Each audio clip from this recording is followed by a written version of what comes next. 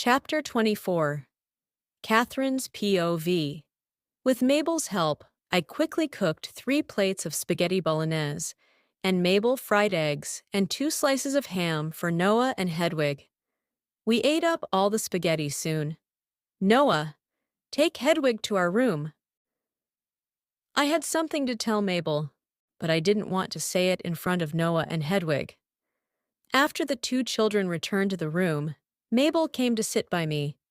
"Catherine, what happened?" "You don't look very well," Mabel asked with concern. "Mabel, he wants to take the children away." As soon as I began to talk, the grievances I had felt today appeared again, and my tears streamed down. "What?" Mabel looked shocked. She lowered her voice and asked, "You really found Noah and Hedwig's father?" I wiped my tears and sobbed. Noah's aura is different from that of an ordinary werewolf, and that man even asked the doctor to check him. Then what should we do? What kind of person is he? How can he take the children away? Catherine, you raised Noah and Hedwig yourself. You can never give them to him, okay? Young werewolves will be weak if they aren't around their mother, Mabel said anxiously. But he is rich and powerful, and I can't compete with him. When I thought of Blake's powerful lichen aura, I became more desperate and helpless. Then let him mark you. You will become a member of his pack. He is Noah and Hedwig's father, and he is probably your mate. He won't mark me. I never thought of becoming the Lichen King's mate. Why? Don't tell me that he has a mate already, Mabel asked doubtfully. No, he hasn't marked anyone yet. I shook my head. He hasn't met his mate yet, and you haven't either. You can consider being with him. Nowadays, not all werewolves live with their own mate, Mabel advised. It's impossible. Mabel, he won't mark me. There is a huge gap between our identities. I sighed. Who is he? Is he the alpha of a wolf pack? He is King Blake, I replied. What? King Blake? Mabel looked at me in shock. You mean Blake Chavez from the royal family? Our Lichen King? I suddenly lost my confidence. My hands clenched tightly, and I nodded in despair. My moon goddess! Catherine, are Noah and Hedwig King Blake's children? Mabel exclaimed in disbelief. No wonder they are so good-looking and smart. It turns out that their father is King Blake.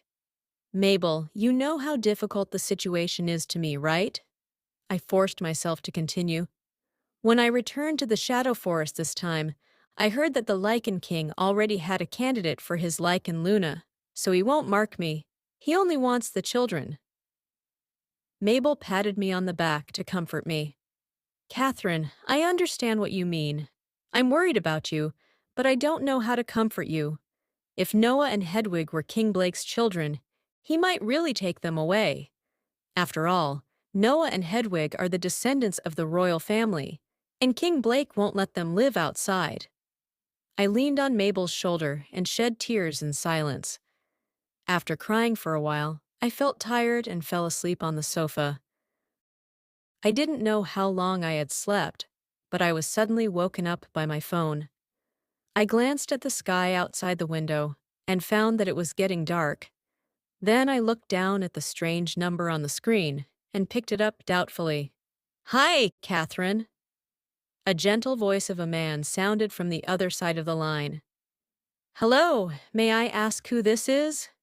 I felt a little familiar with the voice, but I was not sure. This is Harley. Don't you remember me? The man let out a pleasant chuckle. I suddenly realized that it was Harley Hicks. Harley was a member of my father's pack, and his father was my father's former beta. We grew up together, and I once had a crush on him. My mother died in an invasion of rogues, and so did Harley's father. Harley's mother no longer chose to accept the second chance and brought up Harley alone. After my father married Elena's elder brother became the new beta. I remember. How did you know my number? I was both surprised and puzzled. I heard that you returned to the Shadow Forest, so I tried to contact you. I didn't expect it to be your number. We haven't seen each other for a long time. Do you have time? Let me take you to dinner. Harley sounded as if he was smiling. Okay, I see. Send me the address. I smiled and hung up the phone. Then I went to Mabel's room and asked her to take care of Noah and Hedwig for a while.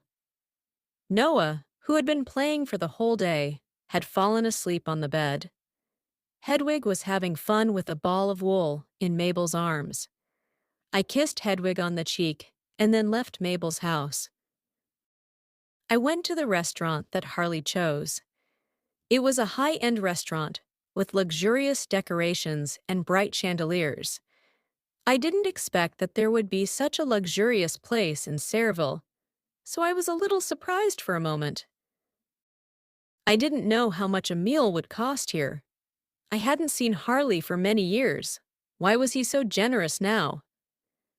I was taken to the reserved table by the waiter and sat down. It was by the window, and I could see the lights outside. I picked up my cup, drank some water, and waited patiently. After drinking 3 glasses of water, I checked the time again. It was almost 7 p.m., but why wasn't Harley here yet? I still had to go back early, bathe my 2 children, and coax them to sleep.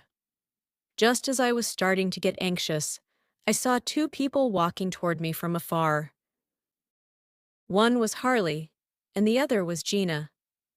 My expression changed, and my brows furrowed.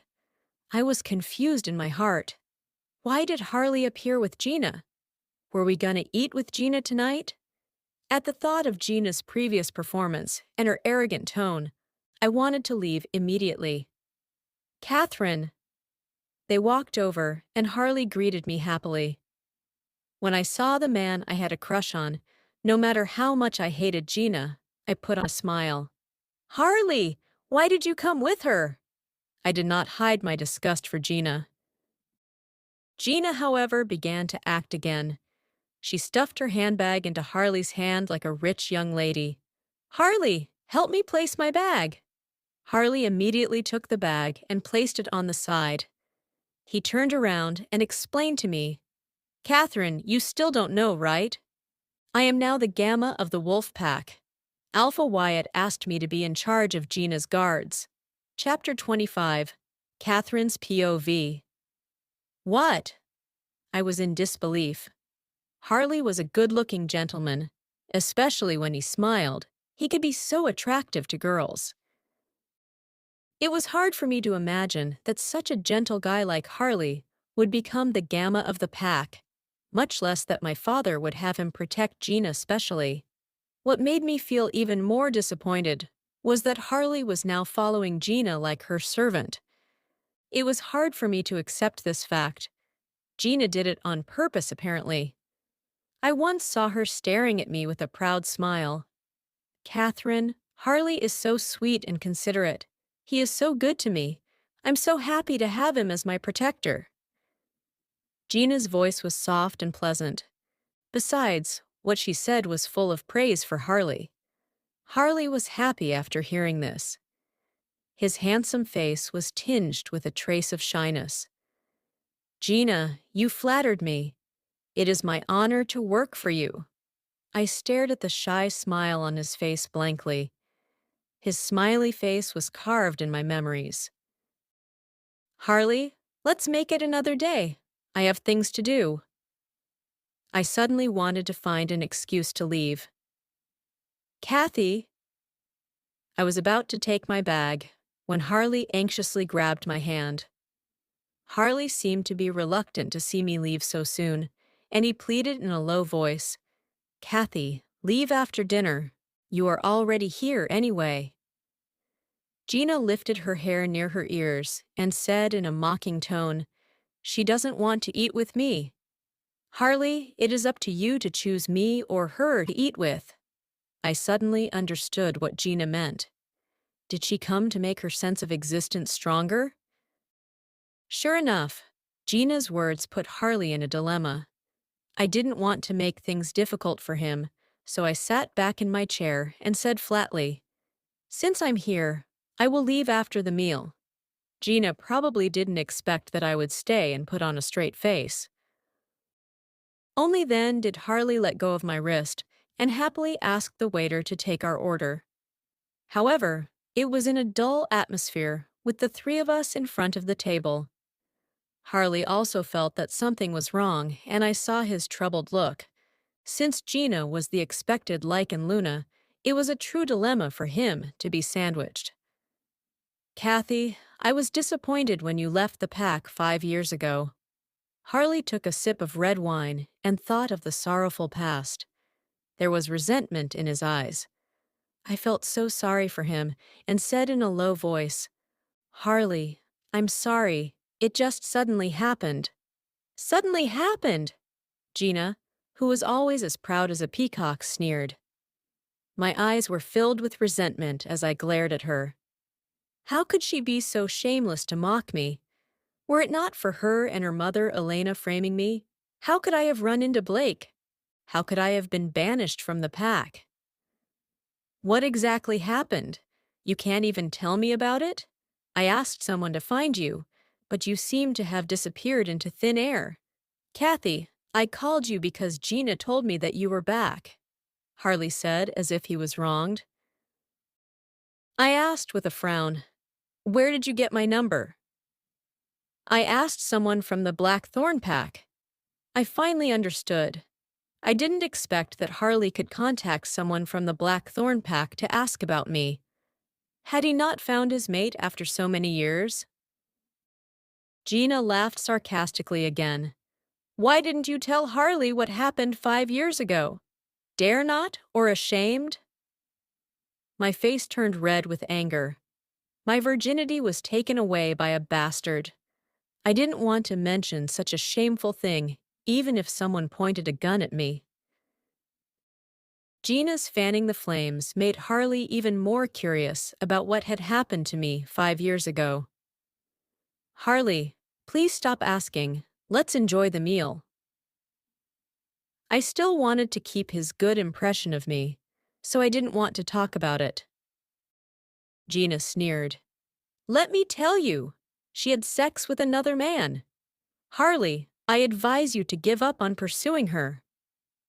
"What?" Harley looked at me, stunned. I was so angry that I splashed a glass of water on Gina. "You blabbermouth! I am warning you that if you speak any more nonsense, I will show you the consequences." Gina didn't expect that my temper was as bad as ever, and that I even splashed water at her. Her face was drenched, putting her in a sorry state. "Gina!"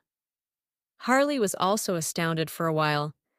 He immediately handed a piece of tissue to Gina. He then turned back and said, "Catherine, why don't you change?" Bitterness came from the depth of my heart when I saw how gentle and caring Harley was to Gina. Gina looked as if she had suffered a great injustice. She looked at Harley coquettishly and said, "Harley, it's my fault. Don't blame her. I didn't watch my words just now. I'm fine." Harley frowned and became a little angry. "Kathy, why did you splash water on Gina? Was what she said the truth? Did you really?" "Harley, I'm very happy to see you again. I'm not in the mood for the meal. Please excuse me for leaving early." I felt so ashamed and was about to leave with my bag. However, a man in a suit walked over right after I stood up. I knew that man. He was the beta of Blake, Henry. "Miss, please wait a moment. My boss wants to drink with you upstairs. I wonder if you are interested." Henry smiled politely and asked. I thought Gina must know Henry as well, so I turned my head to take a glance and found that when Gina heard his words, her pretty face instantly paled. "I'm sorry, I'm not in the mood," I replied with a cold face. "Miss, to tell you the truth, my boss has taken a fancy to you and demanded to see you." Henry seemed to know that I would not agree, so he added a reason. "Taken a fancy to me? For what?" I was so angry that I laughed.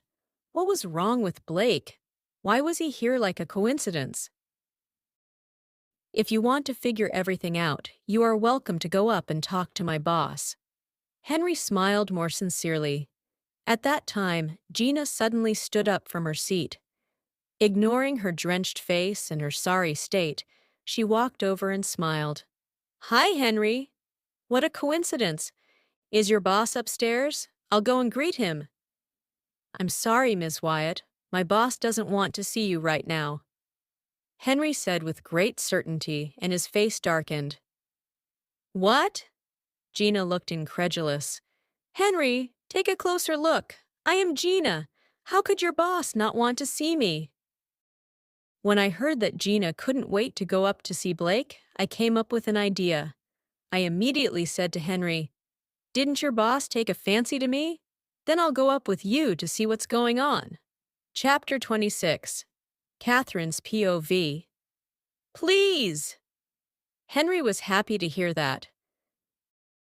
As expected, the moment Gina heard that I was going up to see Blake, she froze. Stop! Gina suddenly shouted and then quickly walked up to me. Don't you want your mother's necklace? Come back with me now to get it. Hearing her words, I was slightly stunned.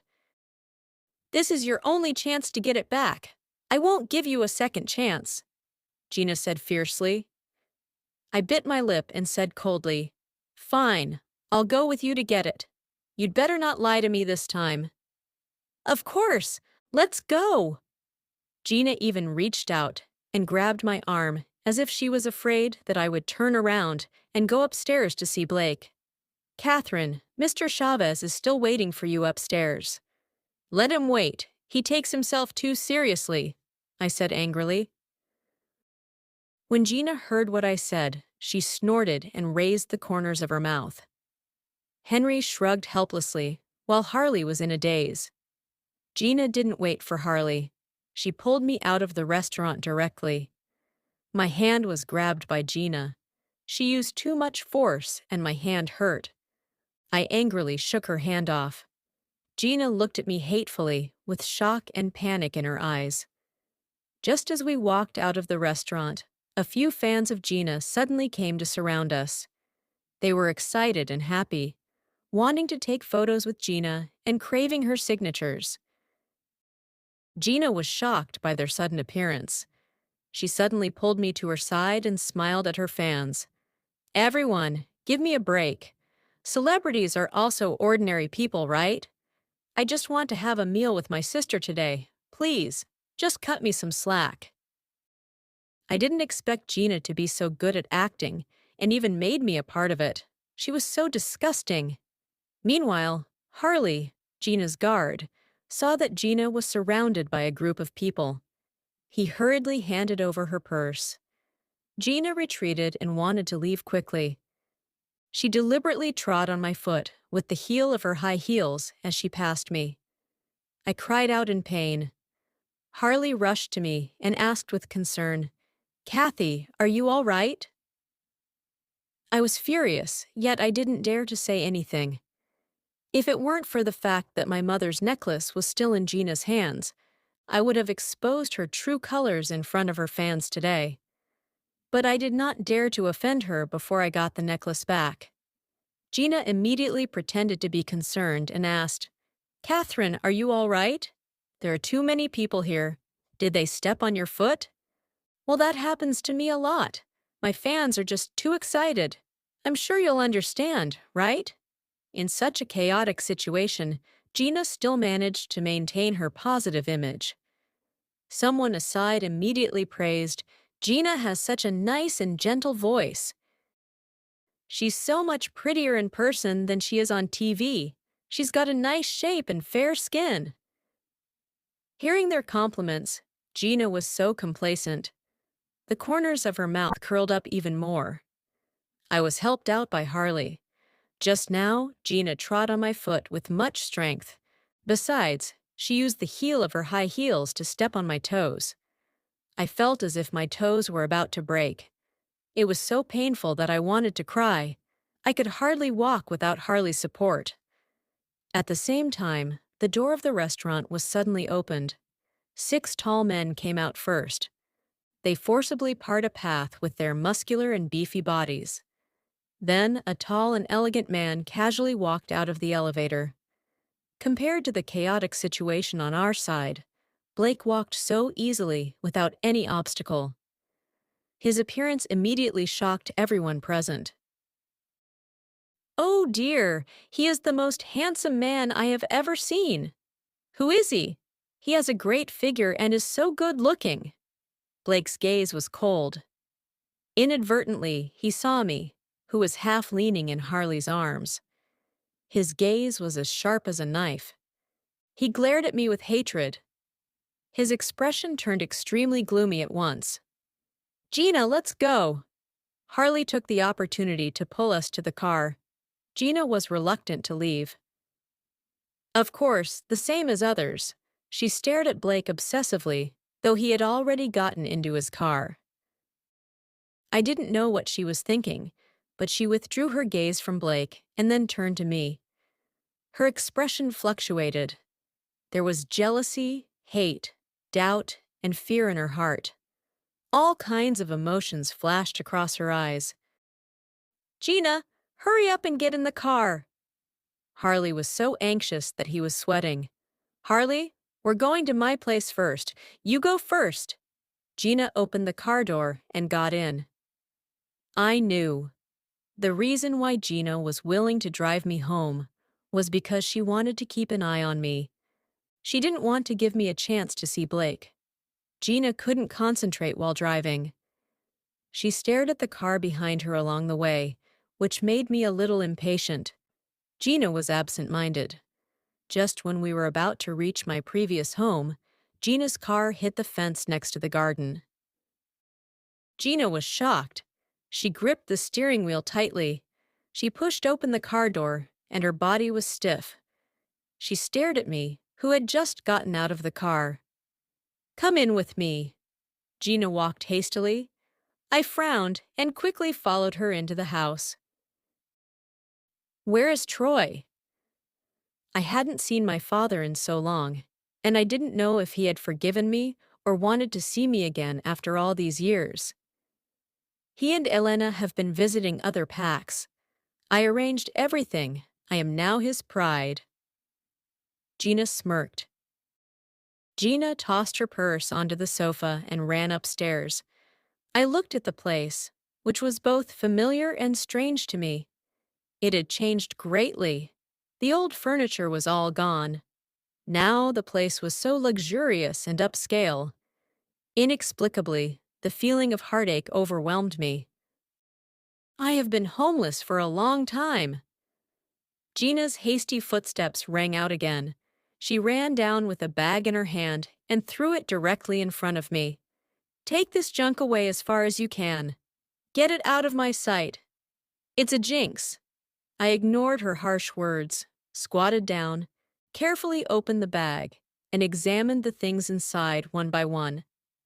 "Where is my obsidian necklace? Did you take it?" There was one thing missing. Gina sneered and said disdainfully, "Seriously? Do you think I want your things? I have everything now, whether money or status. Are you really saying that I want things from you, you rogue?" "My obsidian necklace isn't here. Find it and give it back to me now." I was very determined. "You want to take the necklace back? No problem. As long as you promise me one condition, I will give it back to you, and I will also give you a lot of money to assure you to live well." Gina snorted coldly. Chapter 27. Gina's POV. I knew the whereabouts of the obsidian necklace that Catherine was talking about, but I just didn't want to tell her. Seeing her so upset about not being able to find it, I felt so much better. But then I thought of the fact that Blake had already noticed Catherine. It made me frustrated again. No way! This had to stop. I had to drive Catherine away. On no ground could Blake meet her. But I was the future Lycan Luna now. I couldn't risk ruining my fame. "I told you already. As long as you agree with my condition, I will give you the obsidian necklace and the money." "Well?" What do you say? I asked complacently. Things that could be solved with money were nothing. What condition? Catherine seemed so eager to get that necklace back. It's very simple, actually. I'll give you $100,000 a month if you leave New Jersey tomorrow and swear never to return. I will also find the necklace for you. How does that sound? I thought my offer was good enough for a rogue. You want me to leave New Jersey?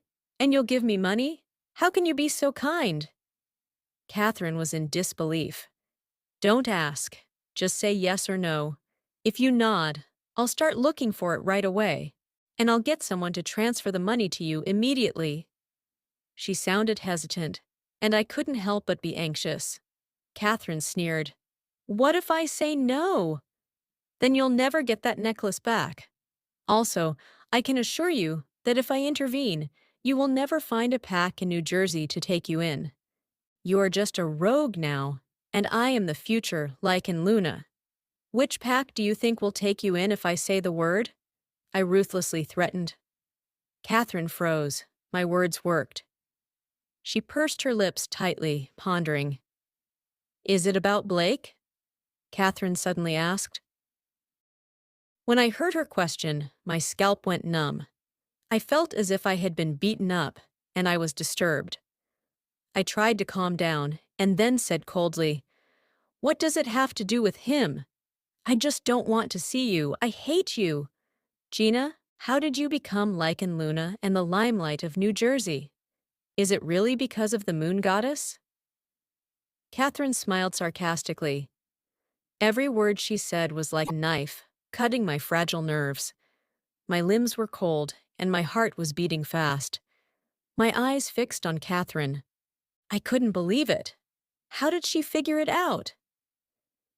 Ever since I got back to New Jersey, back to Saraville, I've heard a lot about you.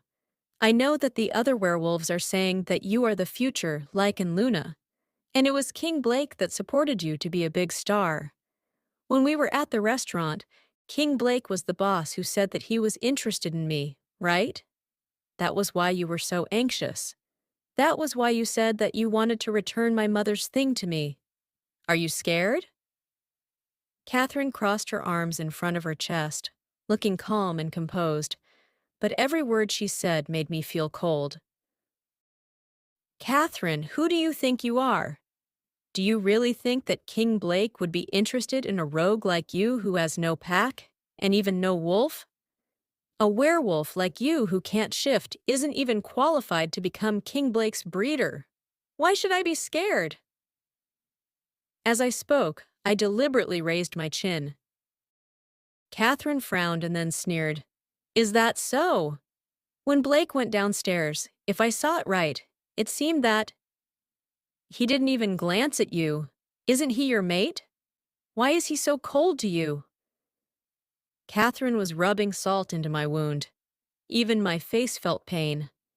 I couldn't help but roar, Catherine, what are you trying to say? I'm warning you. If you offend me, you won't end up well. I'll be blunt with you. I gave your obsidian necklace to someone Esla. This is too much. Get it back right now.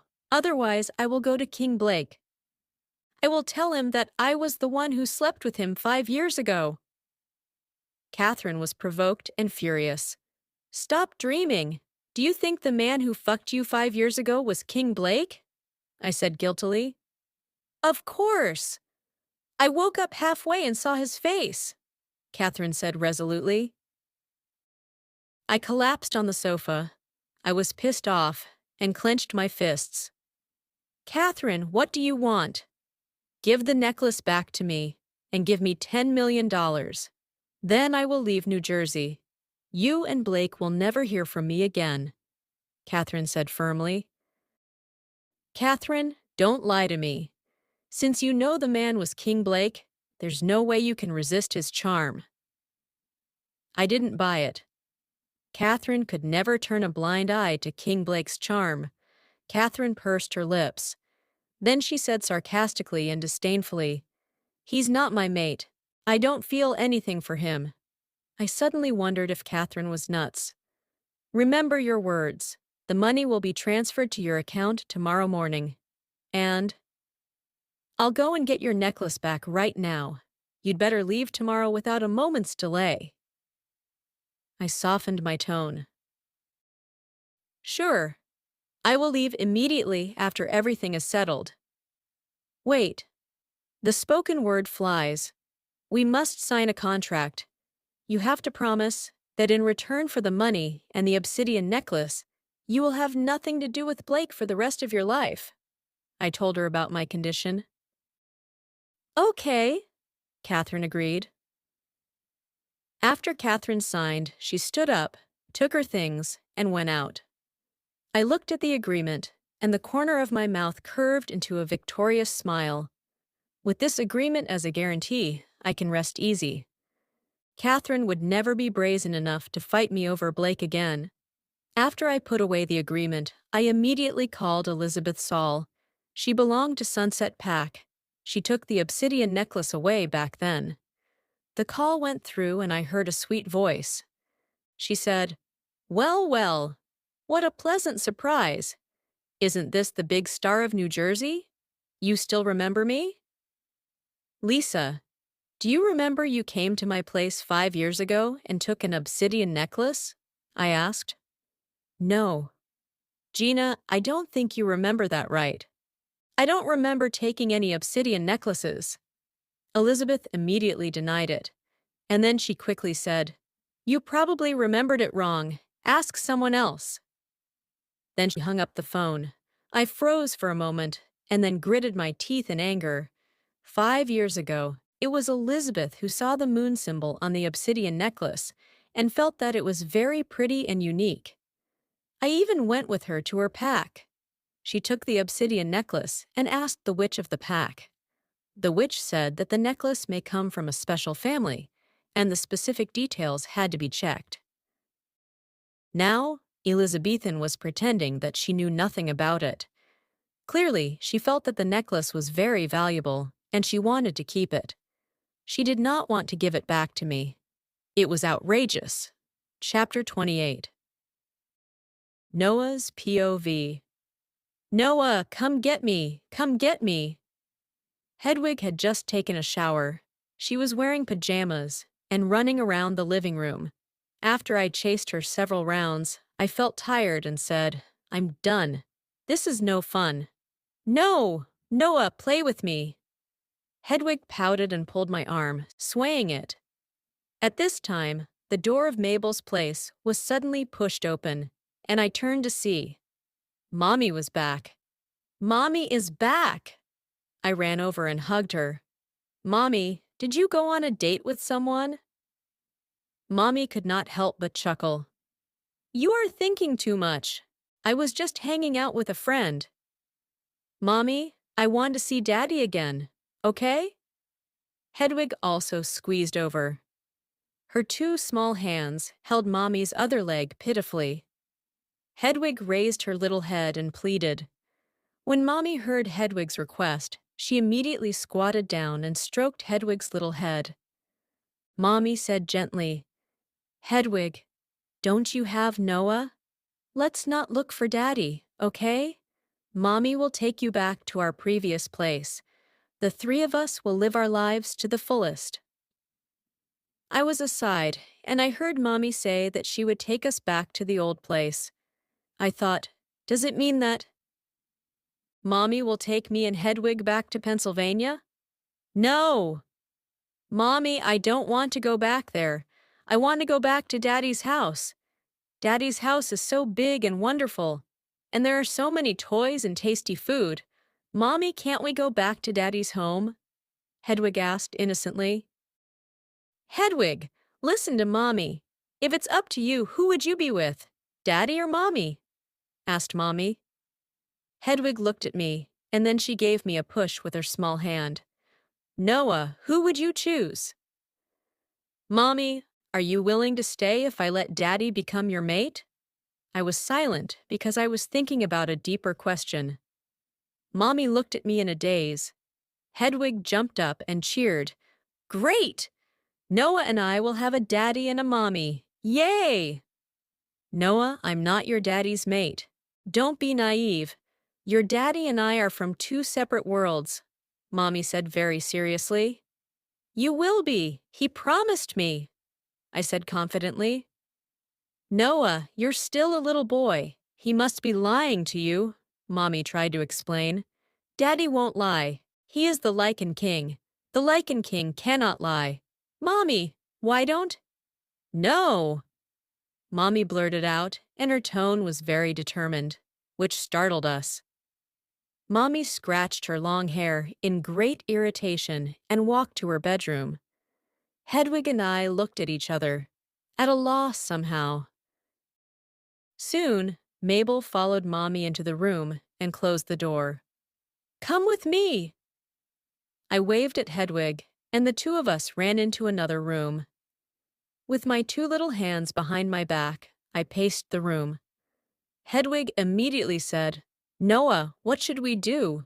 Mommy doesn't want us to see Daddy again, but I still want to play with Daddy. He is nice to me. Dummy, is Mommy mean to you? I glared at Hedwig immediately. Hedwig pouted, and she kept nodding. Mommy is nice to me too, but I'll be happier if Daddy and Mommy are both with me. You're so greedy at such a young age. What will happen after you grow up? I scolded Hedwig. Hedwig immediately lowered her head and said pitifully, Noah, don't you miss Daddy? Didn't you say before that when we found Daddy, you would let Daddy take you to soccer and play toys with you? Now that we have found Daddy, you don't like him. You are so annoying. Who says I don't like him? Can't you see that Mommy doesn't like him? We swore before. We won't like anyone Mommy hates, I said angrily. Why doesn't Mommy like Daddy? Mommy should like him, Hedwig said, tilting her head. I suddenly had an idea. Why don't we call Daddy? I said. Hedwig immediately nodded hard and was very happy. Okay, I want to hear Daddy's voice, but we don't have Daddy's number. There's no need to call. Henry told me how to use MindLink today. Henry said that we were Daddy's kids, so we could use MindLink to contact him directly. I happened to recall it. Okay, Noah, hurry up. Use MindLink to contact Daddy. Hedwig jumped up and down and asked. I gestured for Hedwig to calm down, and then recalled the method Henry taught me. I tried to shield myself from the surrounding sounds and focused on my mind. Then I outlined Daddy's appearance in my mind and called his name silently. But I didn't have that connected feeling that Henry mentioned. I tried to change the way I addressed him and called out to Daddy silently. Just as I was murmuring silently for the 5th time, I suddenly felt that I had made a connection with someone. It was a wonderful feeling I had never had before. Noah! Daddy's voice sounded in my mind, as if he were speaking in my ear. I tried to concentrate and not let myself look around, and then I responded to him silently. Noah, how did you learn to use MindLink? Why don't you say anything? Are you still mad at me? Daddy's voice came again. Daddy, Henry taught me how to contact you through MindLink. I explained and then continued. Daddy, I want to ask you something. Will you let Mommy be your mate? I'll consider it if you can convince your Mommy to move in with me, answered Daddy. But Mommy says she hates you. I sighed inwardly. Daddy immediately raised his voice. Did she really say that? Yes. Daddy, did you do something annoying, Mommy? That's why she hates you. Why don't you apologize to her? Mommy is forgiving. Once you two make up, we can meet again, I said. Okay, I will come over and apologize to her tomorrow. You and Hedwig should also put in a few good words for Daddy, okay? Daddy was silent for a moment, and then answered, Really? That's great. I couldn't help but smile happily. At the same time, the door was pushed open, and I heard Mommy's voice. Noah, what are you doing? Are you using MindLink? Chapter 29. Catherine's POV. I told Mabel that I would go back to Pennsylvania with Noah and Hedwig. Although Mabel wanted me to stay in New Jersey, she supported me. I calmed myself down and planned to put Noah and Hedwig to bed. When I opened the door, I saw Noah with his eyes closed. Hedwig was standing beside Noah, looking at him curiously and quietly. I couldn't have been more familiar with this scene.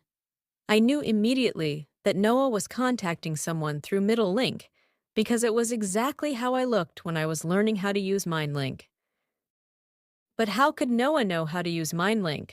We didn't join any pack, so who could he talk to through MindLink? I couldn't help but ask loudly, "Noah, what are you doing? Are you using MindLink?" My arrival caught Noah by surprise. He was startled and hurriedly opened his eyes. Then he looked at me in alarm. The next second, the two little guys lowered their heads, looking pitiful. "Noah, were you using MindLink just now? Who taught you that? Who were you talking to?" I ran my eyes over their faces. The two little guys kept their mouths shut. No one answered my questions. I suddenly got upset when I saw them like this. I didn't want to punish them for their small mistakes. I squatted down and patted their faces. "All right, it's getting late. Hurry up and go to bed." "Mommy?" Noah was talking to Daddy through MindLink. Henry taught Noah how to do so. Through MindLink, Noah could contact Daddy even without a phone. Hedwig blurted out the truth in the end. Hearing her words, I realized that Hedwig and Noah were Blake's children, and the same bloodline allowed them to MindLink. Maybe Henry taught Noah MindLink so that Noah could contact Blake freely in the future. In fact, I originally planned to join a pack and teach Noah and Hedwig MindLink after that. But now, the two kids were going to leave New Jersey with me. So when I heard Hedwig's words, my heart ached even more. I kissed Hedwig on her face and said gently, "Okay, now go to bed." That night, I was plagued by nightmares, in which Blake tried to take Noah and Hedwig away from me by hook or by crook. In the dream, I cried and ran, chasing him all night. When I woke up in the morning, I was listless and tired, both physically and mentally. Bastard! I sat up from the bed with a sore back and cursed. Today I was going to see Gina. We made a deal that she would return the obsidian necklace to me, and I would leave with Noah and Hedwig. So I called the teacher of the werewolf school to ask for leave for Noah and Hedwig.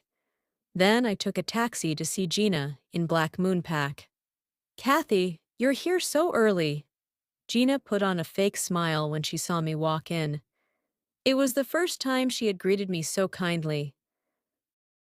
I felt disgusted and said coldly, "Where is my obsidian necklace? Give it to me now." "Well, Kathy, I transferred another $2 million into your card. Did you receive the notification? Just take it as I bought the necklace for $2 million, okay? Your necklace is not worth so much money at all, but I understand that it is very valuable to you. So, I gave you $2 million in compensation. I did receive the money this morning. So, it turned out that Gina did not find my necklace." "So, where is the obsidian necklace?" I asked, frowning. "I don't know. My friend told me yesterday that she didn't remember taking it away. She must have lost it. Kathy, I'm really sorry. If I knew that the necklace was so important to you, I would definitely take good care of it. But I can't find it very soon. I promise you that I will continue to look for the necklace. If I find it, I will mail it to you immediately, okay? Leave New Jersey now," Gina pleaded. Naturally, I couldn't wait to leave. Moreover, judging by Gina's expression, I guessed she was not lying, but I still felt a little angry. "Then keep looking for the necklace. If you find it, return it to me immediately," I warned. Gina promised, Of course. The necklace doesn't mean anything to me, so I won't keep it for myself." I nodded and turned to leave. Gina said behind me, "Kathy, I'll ask someone to drive you home." "No thanks. I'll take a taxi, I refused coldly. I left the Black Moon Pack and took a taxi, heading for downtown Sayreville. I was leaving today, so I had to buy something for the journey. Otherwise, children might feel bored on the way to Pennsylvania. However, I had just gotten out of the car when Eva suddenly awakened. "There are werewolves following you," Eva said. "Who are they?" Since I had Eva, I had been more perceptive and stronger. I asked Eva in my heart, but I did not stop. "Judging by their scent, they belong to the pack you just left," Eva said lazily. "What should we do now?" I looked around. Most people were still working now, so there were not many on the street. Therefore, if I made any sudden moves, werewolves who were following me would notice easily. "Do you see the park not far away? Go into the grove in the park and leave the rest to me," Eva said lightly. "All right," I agreed in my heart. So I walked past my original destination, the mall, and quickly walked towards the park. Those werewolves were still stalking me. Upon stepping into the park, I started running towards the grove. After I ran into the woods, I quickly took off my clothes and started to transform into a werewolf. I finished my transformation very quickly, owing to the tacit understanding Eva and I built during the years. With my 4 limbs on the soft soil, I shook my fur and felt the air around me. I could tell the enemy's position through the airflow. Now I found that the werewolves of the Black Moon Pack were already approaching the grove of the park. So I started running towards the hill on the fringe of the grove. Then I jumped to the other side of the mountain and fled the park. No one in the Black Moon Pack knew that I had found my own wolf. So I got rid of the stalkers and soon ran back to Mabel's house. Mabel opened the door and was startled to see me as a wolf, but she quickly moved aside to let me in. In order not to scare Noah and Hedwig, I went to Mabel's room and turned back into a human at once. "What's wrong, Catherine?" After I got changed, Mabel walked in, asking worriedly. "I was stalked just now," I explained. I turned around and saw the luggage that Mabel helped me pack. Then I called Noah and Hedwig over. Say goodbye to Mabel. Chapter 30. Catherine's POV. Noah and Hedwig bid Mabel farewell. I also hugged Mabel. "Mabel, you can come to visit us in Pennsylvania when you get time," I said with a bit of sadness. "Kathy, be careful and take good care of Noah and Hedwig," Mabel cautioned. "I got it. Goodbye, Mabel." My Uber was here, and I put my luggage in the car. Then I helped Noah and Hedwig into the car. Finally, I sat in and closed the door. The car started, and we set out for Pennsylvania. In the taxi, Hedwig seemed to be in low spirits and stayed silent, while Noah lowered his head and sighed constantly. "All right, you two, cheer up. Mommy will take you to the amusement park," I comforted them. "Will Daddy go with us?" Hedwig asked in anticipation. I was slightly stunned. I held Hedwig in my arms and held her tightly. I rested my chin on Hedwig's head and said softly, "Hedwig, Mommy will always be there for you. I'll watch you grow up. Forget about Daddy, okay?" Noah understood what I meant, and he sighed again. Hedwig stayed in my arms quietly and obediently, but she was looking out the window. I didn't know what she was thinking. In the taxi, the 3 of us sat quietly. Suddenly, several black cars overtook the taxi we were in and circled us.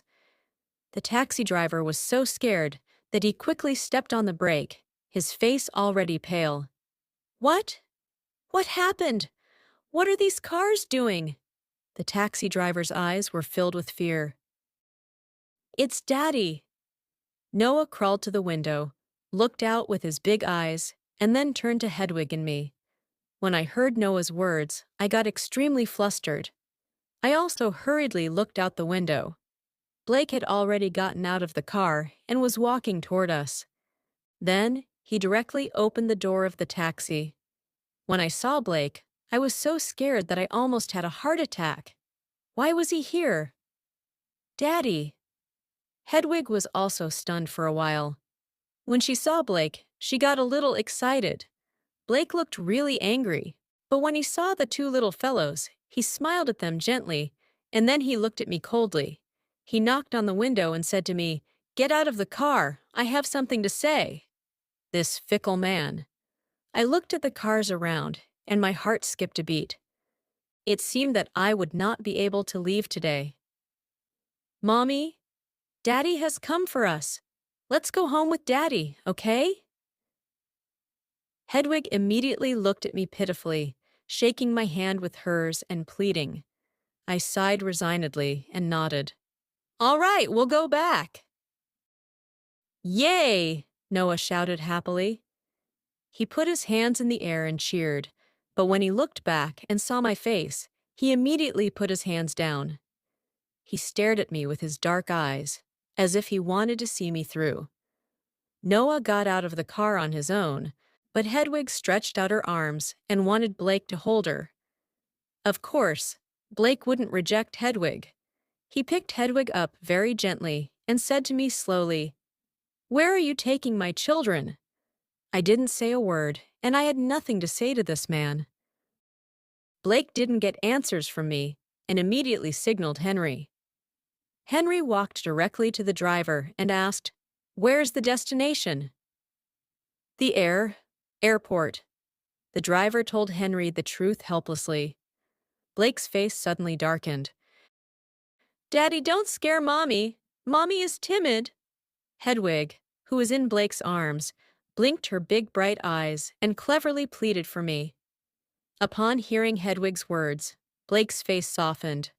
"Hedwig, don't be afraid. Daddy will take you home." Blake ignored me and held Noah with his right hand as he was holding Hedwig with his left hand. However, Blake would be wrong if he thought he could take the children away without me. Because Noah got rid of Blake's hand, turned around, and ran toward me. He grabbed one of my fingers with his chubby little hands. "Mommy, let's go together." I had no choice but to nod and walk towards the car. "Hedwig, can you take that car with Noah and Henry? Daddy and Mommy have something to talk about," Blake coaxed. "Well, Daddy and Mommy should quickly make it up. I don't want to see you quarrel," said Hedwig. I also had a lot of things to say to this man, so I squatted down and said to Noah, "Take that car with your sister and take care of her." "Okay." Noah nodded considerately, but his large eyes were filled with worry. Watching the two little guys get into the car, Blake's face turned even colder. Blake sat in the car first, and then I followed.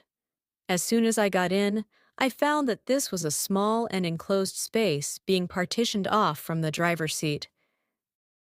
The atmosphere got tense. "Why are you leaving with the children?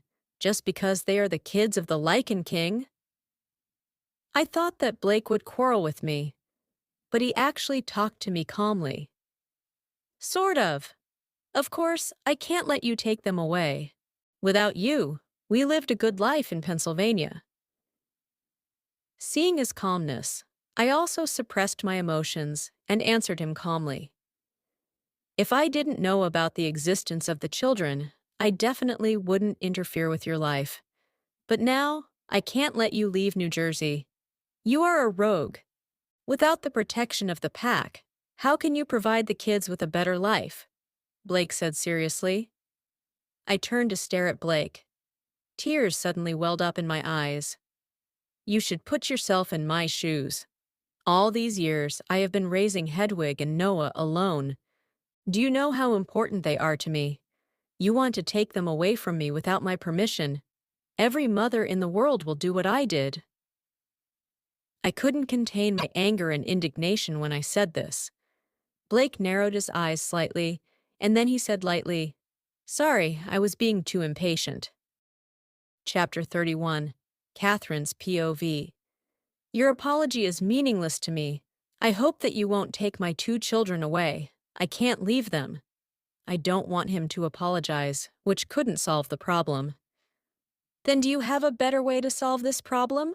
Asked Blake. I bit my lower lip and was flustered. Previously, Blake acted like a bandit, so I could still throw a tantrum and curse at him.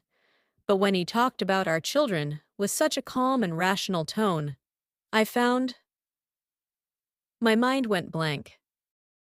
I don't know. I lowered my head and answered him at a loss. How about this? Just let Noah and Hedwig live with me for a few days, and then with you for a few days. Blake seemed to feel it was fair. I don't want to be separated from them for a single day. Let them live with me, and you can come to us if you want to, I said. I bit my lower lip and didn't want to compromise. Catherine, do you want our children to be in danger? You know that I am Lycan King, and you also know that the pack under my management in New Jersey is safe, which makes many ferocious rogues see me as an enemy. Think about it. If they know that I suddenly have 2 children, what will they do? It will be a disaster for our children.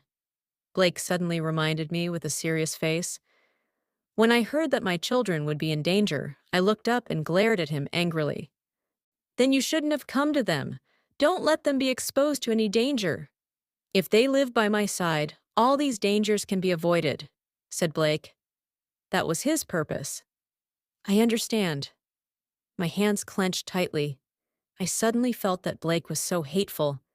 He deliberately said those words to scare me. Wasn't he trying to ask me to compromise? But Noah and Hedwig can't leave me, I said stubbornly. So the best way is to move to my pack. I don't want to live with you, I said immediately. Blake sneered. If it weren't for the fact that you're Noah and Hedwig's mother, would I let you move in? I was speechless. He looked down on me, and I really wanted to beat him up. I have a lot of houses. If you don't want to live with me in the villa on the hill, you can live in the villa by the lake. We will be separated by several kilometers and won't meet each other often, Blake said indifferently. I was stunned for a moment. His words were much more pleasing to hear than what he said yesterday, when he did not take me seriously at all.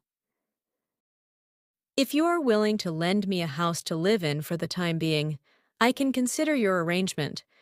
I hope that you will not interfere in my life.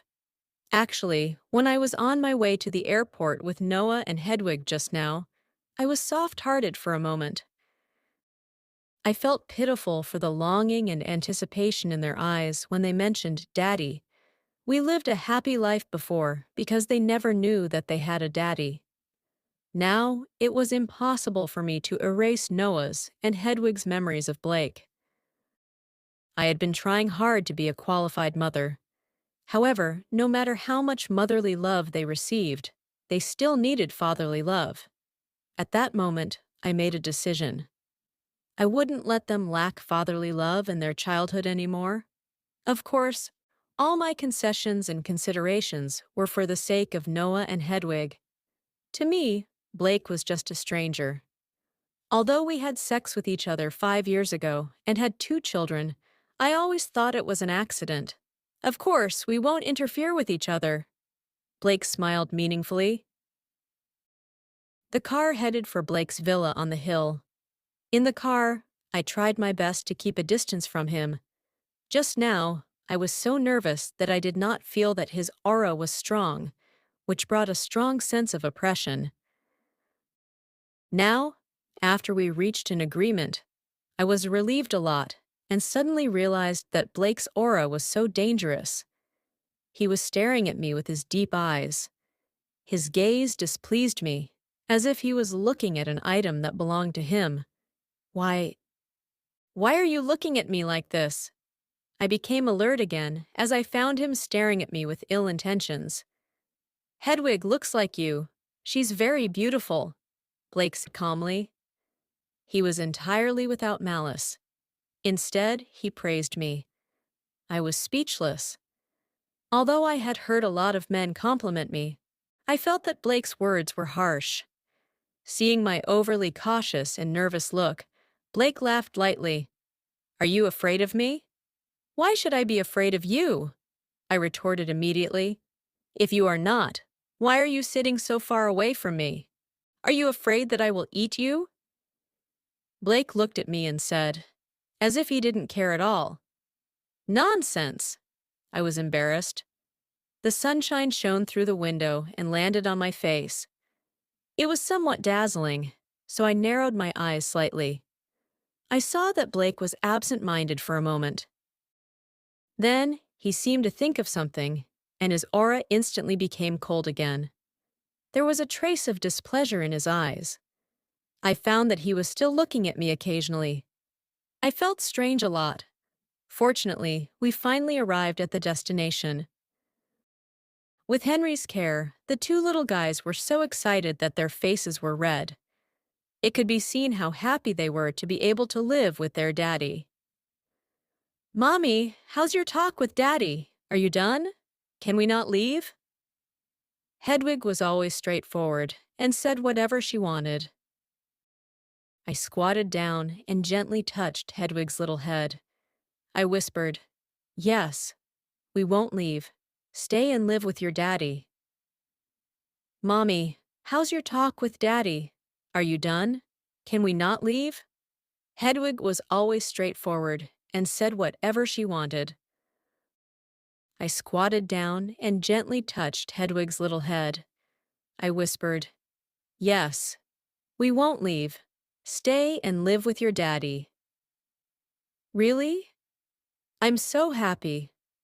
Thank you, Mommy. Hedwig was satisfied and immediately kissed me on the face. I looked at Noah, who was smiling like a little fool. Although Noah was introverted and not as eloquent as Hedwig, I could see that he also wanted to stay with Blake.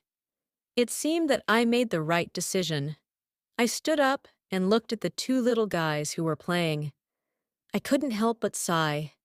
As long as Noah and Hedwig were happy, the little grievance I would suffer was nothing. I'll ask Dowan to prepare necessities for you. Also, I'll send a few servants for you. Blake looked at Noah and Hedwig, who were playing happily. His face became a little gentle. I nodded. Thank you. But there's no need to send the servants over. I can take care of myself. Chapter 32. Catherine's POV. I send them to take care of my children. Blake ignored my refusal. I looked at him, but he turned to look at Hedwig and Noah. Well, you can arrange it. I don't care.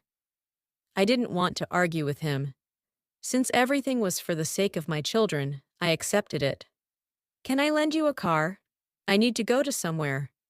Since I decided to stay, I had to return the money to Gina.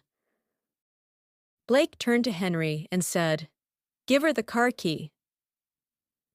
I took the car key, ignored the man with a strong aura at the side, and went straight to Hedwig and Noah. Noah, Hedwig, I'll go out for a while. Can you play with Daddy instead? Noah and Hedwig looked at each other and seemed to understand something. They nodded obediently and said, Okay, Mommy. Be careful when you drive. I noticed their expressions when they looked at each other. I couldn't help but sigh and smile. It seemed that no matter what decision I made in the future, I couldn't be too hasty. After all, my two little babies had their own thoughts now. I pressed the car key, and the lights of a luxurious black car flashed. I was not used to driving such a luxurious car. However, I looked at the cars around. Which one was not worth more than $1 million? The answer was no. Do you need me to go with you? Blake suddenly came over and asked in a low voice. When I saw his face, I immediately waved my hand. No need. I can drive myself. My instant refusal made Blake's face turn gloomy. King Blake was unhappy. I got in the car and was trying to get familiar with the buttons in it. Then I caught sight of Blake walking back to my two children. My hearing was good, and I could hear their conversation in the car. Daddy, how did you coax Mommy and change her mind? After playing games with her brother for a few rounds, Hedwig hugged one of Blake's legs with a smile. I said that I would spoil her and love her in the future. And then she comes back, Blake said gently. I snorted in my heart. He clearly lied without thinking. The fact was that he forced me to compromise. Daddy, did you fall in love with my mommy? Hedwig asked happily. I will, soon, Blake continued. Noah said, Hedwig, 9 out of 10 words of a man are fake. Do you believe them? Then you are so stupid. Don't say that I am stupid, Hedwig immediately shouted. Noah liked to tease her. He laughed as he ran. Mommy has fallen in love with another man. She won't like Daddy. I laughed. Noah didn't know what love was, and he just liked to tease Hedwig. I looked up and saw Blake taking a step forward with his long legs. He easily grabbed Noah's little hand. Noah, do you know which man your mommy likes? I know, but I will not tell you. Noah made a face at him. Blake immediately squatted down and let Noah stand straight in front of him. He said seriously, Noah, tell me, I will reward you with a toy. No, I will never betray Mommy. I'm a man, and I have to keep my word, Noah said with a serious face. I was a little speechless. Why did Noah make up a story for me? But soon I felt satisfied with his words protecting me. Blake probably didn't expect Noah to be so determined, so he turned to ask his daughter, Hedwig, do you know? Know what? Hedwig blinked her big eyes. Which man does your mommy like? Blake tried to say with a gentle tone. As soon as Hedwig heard his words, she immediately stretched out 5 fingers and counted. Jack, Tom. Oh, Daddy, I can't count them with one hand. Hedwig said that her memory was not good enough and asked, Noah, can you count all of them? Forget it. I don't want to know. Blake put down Hedwig and stood up. I felt his gaze. I hurriedly stepped on the accelerator and left the villa. I didn't know if Gina was in the Black Moon Pack, so I made a phone call to ask Harley. Then I went to where Gina worked downtown. After I stopped the car, Harley greeted me. He asked in surprise, Kathy, did you buy this car? No, I borrowed it from a friend. I shook my head. Harley nodded. I continued to ask, Where's Gina? I have something important to tell her. I'll take you to her. When Harley took me upstairs, he suddenly asked, Kathy, have you found your mate after so many years? No, I haven't found mine. I sighed in my heart. Although I had my own wolf, I didn't meet my mate. I haven't either, Harley said. Really? I laughed slightly, but for some reason, I didn't have any feelings in my heart. After entering the office, I saw Gina. Gina also saw me, and her face immediately became ashen. Why are you still here? Aren't you supposed to be at the airport now? Gina stepped forward and asked. I had just transferred the money back to Gina on the way here. I won't leave, so I've transferred your money to your card. Check it.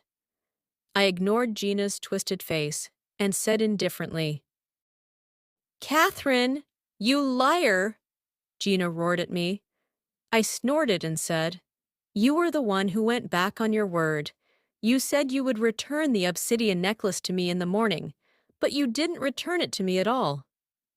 Gina glared at me, but she couldn't retort me because what I said was right. I've returned the money to you, and I didn't receive the necklace from you, so the document we signed has been invalid. Don't disturb my life again, I said coldly and turned to leave. Stop! Gina stepped forward and reached out to stop me. You haven't made it clear. I couldn't help but smile. I sneered. What else do you want me to say? I've said everything I should say. Gina glanced at Harley beside her and said to him, Go out. I have something to say to her alone. Harley looked at Gina and me and frowned, but he still left the office. When Harley closed the door, Gina's imposing aura suddenly disappeared. Instead, she pleaded, "Catherine, you said that you were not interested in Blake, but why are you not leaving now? Are you interested in him again?" Chapter 33. Catherine's POV. I hated Gina's phony face. I felt that she was always wearing a mask. Her expressions changed constantly, and her true colors remained unknown to me. I am not interested in him, but it is my business. Why should I tell you? I sneered. I was very stubborn, and the dispute I had with Gina 5 years ago was also because of my temper. Otherwise, I would not have met Blake in Shadow Forest. It was useless for her to hunker down to ask for my help. She probably knew this as well, so she put away her pitiful appearance. Do you really want to be against me? Think about it. You and I are from two worlds now. Making me your enemy will do no good to you. Since I wasn't moved by her acting, she began to play tough.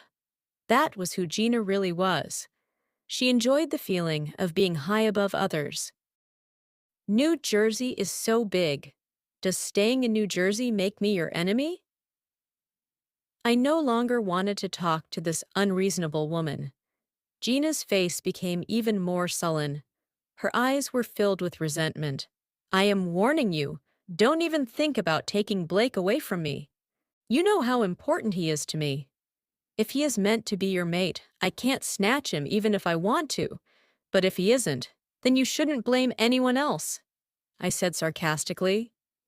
Gina looked like she had been pricked by a needle, and she became even more furious. Even if Blake's mate is someone else, that person will never be you. I thought Gina was insane. Did she really think all the women in the world wanted Blake's attention?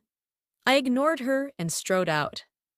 Harley looked at me as I walked out and asked with concern, "Kathy, you two quarreled again?" "I'm taking off now, Harley." I was in a bad mood and went straight to the elevator. Inside, Gina suddenly swept the things on the table to the ground. I looked back and saw that the expression on her face was constantly switching between fear and anger. I shook my head and continued walking forward. After I was done with this, I went straight back to Blake's lakeside villa, which was the place where I was staying with the kids. When I returned to the villa and walked into the parlor, I saw a drawing board standing in the middle of the parlor, and Blake was holding Hedwig in one hand and drawing something on paper with the other hand. I thought that Blake wouldn't be able to handle the two kids at first, but "Mommy is back!" Hedwig saw me first. She immediately jumped down from Blake's leg excitedly and ran over. She grabbed one of my fingers and pulled me forward. "Mommy, come over here. Daddy is drawing for us." I didn't want to go over at all, but I couldn't bear to see Hedwig's big eyes, so I had to go over and pretend to appreciate it. "What is it? A bat?" I looked at Blake's work and smiled. Blake's eyes darkened in an instant, and he said with extreme unhappiness, "It is an angel." I couldn't help but laugh out loud. Although Blake was under the nurturing of the royal family, his drawing was obviously lame. "Seriously? You don't say," I teased. Blake's face sank. He walked away from the drawing board, threw away the pencil in his hand, crossed his arms, and snorted, "Then why don't you draw it? I want to admire your painting." I didn't want to, but when I saw his contemptuous face, I immediately sat beside him and took a brush. I pondered for a moment. Then the image of the moon goddess that had appeared in my dreams emerged in my mind. She wore a white gauze dress, and her body was surrounded by silvery white moonlight. She soothed my pain in my dreams, giving me hope. I immediately waved the pencil in my hand and began to draw on the drawing board. In fact, Blake didn't have any professional training in painting. For someone like him, it was already a good drawing. When I was in Pennsylvania, I went to a college together with humans, and I studied painting and design. So for me, painting was easy peasy. With just a few strokes, I sketched out the outline of the moon goddess in my dream. Blake saw it, and his face went even gloomier. As time passed, the moon goddess on my drawing board had become more and more lively. "Mommy is so great. The painting is so beautiful." Noah immediately clapped his hands. Hedwig also supported her face with her hands. Looking at the moon goddess, I drew with great interest. I finished my painting and looked at Blake provocatively. However, I found that Blake looked strange. It was as if he had discovered some secret, and he looked at the painting with confusion and astonishment. "What's wrong? Are you impressed by my outstanding painting skills?" I asked. "Who is the woman in your painting?" Blake did not answer my question. "The moon goddess, or rather, the moon goddess in my dream." I was somehow confused, but I still answered him. "In your dream?" Blake looked at me with a frown. "Is there a problem? This is what the moon goddess in my dreams looks like. I think all werewolves have dreamed of the moon goddess, more or less." I placed the brush in my hand on the table. Blake's expression softened a little, and his tone also became gentle. He said, "Then what did the moon goddess say to you in your dreams?" My heart skipped a beat. I immediately said unhappily, "It's none of your business." I did dream of the moon goddess. She guided me back to New Jersey and said that I would meet my mate. Yet, I did not meet my mate. Instead, I found Noah and Hedwig's father.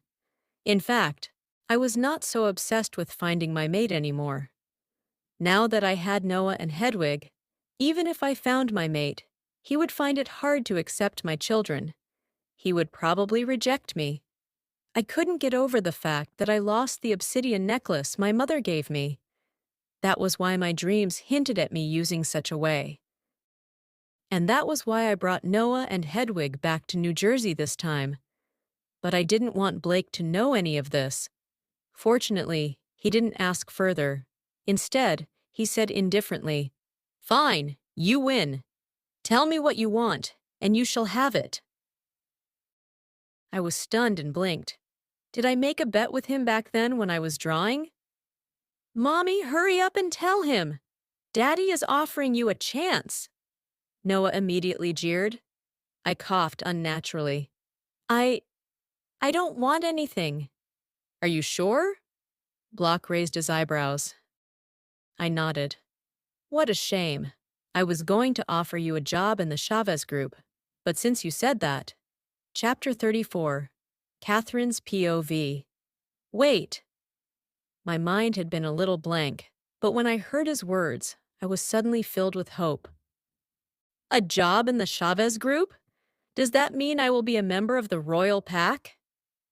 "Well, is that not good enough for you?" Blake mocked. I became angry at the mention of this, and I glared at him. "If it weren't for you, I would have joined the pack already." I was so close to joining the Blackthorn pack. Isn't it better now? Blake's eyes flickered. "Even if you don't make such an offer, I would still go to other packs to give it a shot." Since I had decided to stay, I needed to join a pack and find a job so Noah and Hedwig could have a better life. "We'll go out for dinner tonight. You're okay with it, right?" Blake suddenly asked in a low voice. "Sure." Noah and Hedwig answered in unison. Seeing how excited Noah and Hedwig were, I knew that they were looking forward to it. How could I turn them down? Maybe the life I provided for Noah and Hedwig was too dull. So, any proposal made by Blake could make Noah and Hedwig feel novel and excited. It seemed that Blake also came to realize it. Whatever decision he made, as long as Noah and Hedwig were okay with it, I wouldn't have a second opinion. "Daddy, Mommy, you two go ahead. I'm going to watch TV with Hedwig now." Noah held Hedwig's hand. Dowan was next to Noah, and Dowan followed them immediately. Your Highness Prince, shall I join you? Sure. Noah smiled politely and happily. The parlor became quiet. I suddenly felt quite out of place without the noise of the little ones. I raised my head, and I accidentally met Blake's deep, probing eyes. My heart skipped a beat. Who did you see just now? The man from last night? As soon as Noah and Hedwig left, Blake's expression changed, and his voice was full of sarcasm. My heart sank, and my voice became indifferent. It's none of your business. I heard that you have quite a few wooers. Which pack are they from? Or are they humans? How can you expose Noah and Hedwig to adults' emotional problems this early? He pulled a long face. I was dumbfounded, and I looked at the unhappy expression on his face. Who told you that? The children, of course. And you believe them? How naive, I said sarcastically. His face was even more livid. Catherine, just because you gave birth to 2 kids of mine doesn't mean you can challenge me. You will be a member of the royal pack as well. I am warning you. If you say such things to me again, I won't let you off the hook easily, Blake said, wanting to intimidate me. I curled my lips disapprovingly. I'm tired. Do you have a room upstairs? I want to lie down for a while. Are you so assured to sleep at my place? Aren't you afraid that I will sleep with you again? Blake suddenly became vicious. I stared at him in disgust. Who said not to expose the kids to such adult things too early? What would they think of you if they knew? Blake froze slightly. I knew he was just bluffing. He didn't mean to do anything to me. That was why I was so calm. You can sleep at ease. You can hardly arouse me with that face of yours, he sneered. Good. To be honest, I am not interested in you at all, I retorted. I leisurely walked to the 2nd floor, leaving the stunned man behind in the parlor. I pushed open the door of a guest room and lay on the bed tiredly. Ever since Blake knew about the kids, I'd always been tense. I might have a breakdown at any time. I had a nightmare last night and didn't sleep well at all. But now everything was settled, and I could finally sleep soundly. Since there was nowhere I could escape, I might as well accept the fact calmly. There was nothing wrong with children needing a father. I shouldn't be selfish and stand in their way. I took a nap. It was dark when I woke up. I felt someone beside me. I looked down and saw Hedwig lying in my arms. She was sleeping soundly. I looked at Hedwig's 2 hands holding my arms and her face pressing against mine. My heart was soft. A father was vital for werewolves. In my years as a rogue, I had seen a lot of female werewolves who had lost their mates with children. Their children tended to be timid and weak in combat. Hedwig was just as insecure. I looked at the time and gave Hedwig a gentle push. Hedwig, didn't you promise to go out for a meal with your daddy? If you keep sleeping, you won't be able to eat. Hedwig quickly sat up from the bed. Her delicate body was still shaking, but she was no longer sleepy. That's right. Daddy offers to treat us to a meal. Mommy, let's go downstairs quickly. I nodded. I helped Hedwig wash her face. Then I held her hand and went downstairs. Daddy, where's Noah? At the sight of Blake, Hedwig immediately ran to him and let him hug her. I asked Dowan to play with him. Blake answered Hedwig patiently. Then can we go out to eat now? I'm starving. Hedwig immediately reached out and touched her small belly, looking very serious. Seeing how cute Hedwig was, Blake couldn't help but kiss her delicate face and said gently, Let's go. We'll go find Noah and then go out to eat. I stood at the side and looked at them, feeling a little unnatural. Seeing how close Hedwig and Blake were, I had mixed feelings. But I couldn't deny that I was also happy. Now that Blake was here, would Hedwig become braver? Let's go! While I was in a daze, someone fixed his eyes on me earnestly. Okay, I nodded. In the past, when my kids and I went out, Hedwig always asked me to hug her. Now that someone else took my place, I felt more at ease. After a while, Dowan brought Noah out with him. Noah was holding an electric robot in his hand happily. I stood aside, sharing my kids' happiness. Accidentally, my eyes caught Blake's deep, smiling eyes. For a moment, we both froze, and I quickly looked away. Chapter 35, Catherine's POV. I looked away.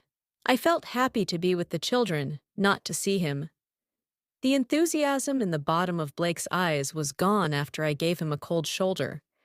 He frowned in displeasure, but I didn't care. It was a harmonious dinner. It was the first time for the two little fellas to eat at the same table with their parents, so they smiled all the time. The royal chef seemed to know the kids' tastes well, and Noah and Hedwig liked the steak very much. Daddy, Mommy likes to eat fish. Can you ask the chef to cook fish for her? Noah suddenly looked up with cunning in his big eyes. Blake frowned slightly. I was stunned when I heard Noah's idea. Focus on your meal and shut up. I shot Noah a stern glance. I grew up in the Black Moon Pack, where my father came from, and had never heard of an alpha racking his brain to think about his members' tastes. Blake was the mighty Lichen King, so it was less likely for him to do that. I was sure that Blake wouldn't do such a thing to flatter others when he waved to the servant standing next to him. The servant approached him, and Blake said, "Ask the chef to cook fried codfish." This was unbelievable. Blake actually asked the chef to serve me. I didn't know his purpose in fawning me, so I was somewhat resistant to it in my heart. This man was fickle. He would be good to me in front of the kids, and once the children left, he would become who he used to be. I would never buy his flattery. Sorry, I don't feel well today. I don't feel like eating fish. As I spoke, I looked at the servant who was about to leave. The servant stood in place awkwardly. The beautiful dinner came to a sudden halt. Noah blinked his big eyes as if he was guilty as a thief. The spoon that Hedwig brought to her mouth was full of meat that she liked. Her small mouth was wide open, but she stopped eating while blinking her bright eyes. She looked at Blake and then at me. I felt that I seemed to have made the atmosphere awkward, but I didn't think I had done anything wrong. My resistance made me make this decision out of instinct. Seeing that something was off, the kids behaved themselves and began eating in silence. I could feel that Blake's gaze was filled with annoyance towards me. How ridiculous he was. Didn't he stop my car and force me to go home with him? I didn't care about his angry eyes. Instead, I felt that I loved all the food on the table. After dinner, we, the family of 4, went home by car. I went to the lakeside villa, and Blake also stayed in the parlor, looking like he didn't want to leave. Daddy, can you help me take a bath? Noah became closer to Blake, which was why he made such a request. Blake immediately showed a look of joy. I frowned at Noah's request when I was thinking about driving Blake out with an excuse. Noah, I'll help you with the bath. Daddy needs to rest, I said tactfully. However, Noah curled his lips and said shyly, Mommy, you are female. I can't let you bathe me every day. It's weird. Let me bathe Noah. It's not a big deal. Blake spoke up for Noah. I couldn't say anything as they echoed each other. I hate to hear you, I said. The corner of Blake's mouth twitched, as if he didn't expect me to express my dislike for him so straightforwardly. However, he had my acquiescence. Blake held Noah's hand and walked into the bathroom. I stood at the door of the bathroom and listened to the sounds inside. Daddy, wash my hair, Noah's sweet voice sounded. As the Lichen King, I could imagine that servants would always be around Blake since he was a child. I just couldn't imagine that he would bathe someone. How does Mommy usually bathe you? Sure enough, Blake's dejected voice rang out. Mommy always made me lie flat on her lap and wash my hair, Noah said solemnly. I leaned against the wall next to the bathroom and shook my head. I remembered that Blake was in a suit. The bathroom was silent for a few seconds. Just as I was about to ask if they needed help, Noah's voice sounded again. Mommy! Mommy, come in! We need you! Noah shouted, and I thought that something bad had happened. I quickly pushed open the bathroom door. When I went in, Blake's charming face was red from embarrassment. He was extending his hand to cover Noah's mouth. Noah widened his eyes and shook his head in dissatisfaction. What are you doing, Blake? I rushed in and saw Blake cover Noah's mouth in fury. Blake froze. He quickly removed his hand from Noah's mouth when I heard Noah speak with a smile. Mommy, look! Daddy's pants are torn! Upon hearing Noah's words, I subconsciously looked at Blake's pants. Don't look at me! Blake had never been so embarrassed before. He covered the front of his pants with his big hands. I couldn't help laughing. You, turn your head right away, commanded Blake with a cold face. I curled my lips in disgust. I just looked at you. It's not a crime. What right do you have to make me turn my head? Blake had to leave, and when he left, he had to cover his pants with both hands. I was brooding over the fact that Noah despised me for bathing him. But now that I saw Blake make a fool of himself, my mood suddenly changed. Mommy, don't worry.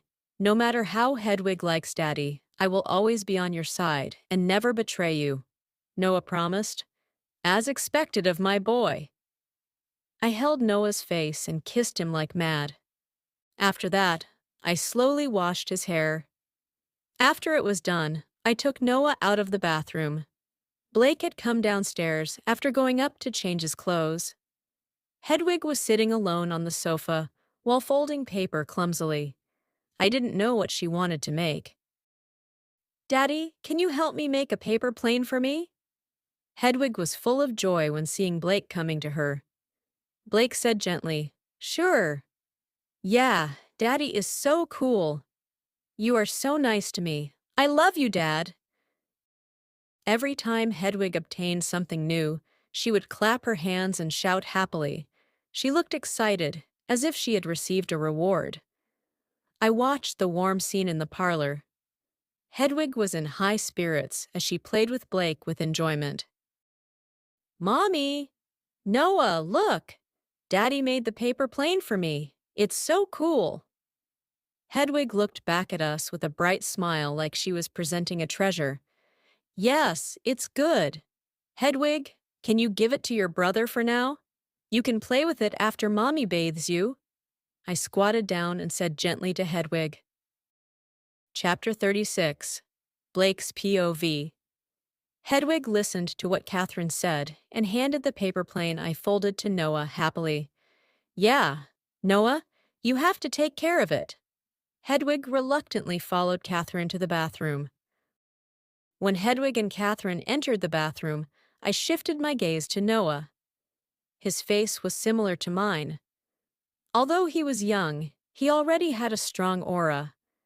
I crossed my legs and arms and leaned against the sofa, staring at Noah. Noah seemed to feel that my sitting manner was imposing, so he imitated. Noah, what do you think of Daddy? Just say it. I promise you that I will change as much as possible if I've made you unhappy. I asked for his opinion. Noah snorted.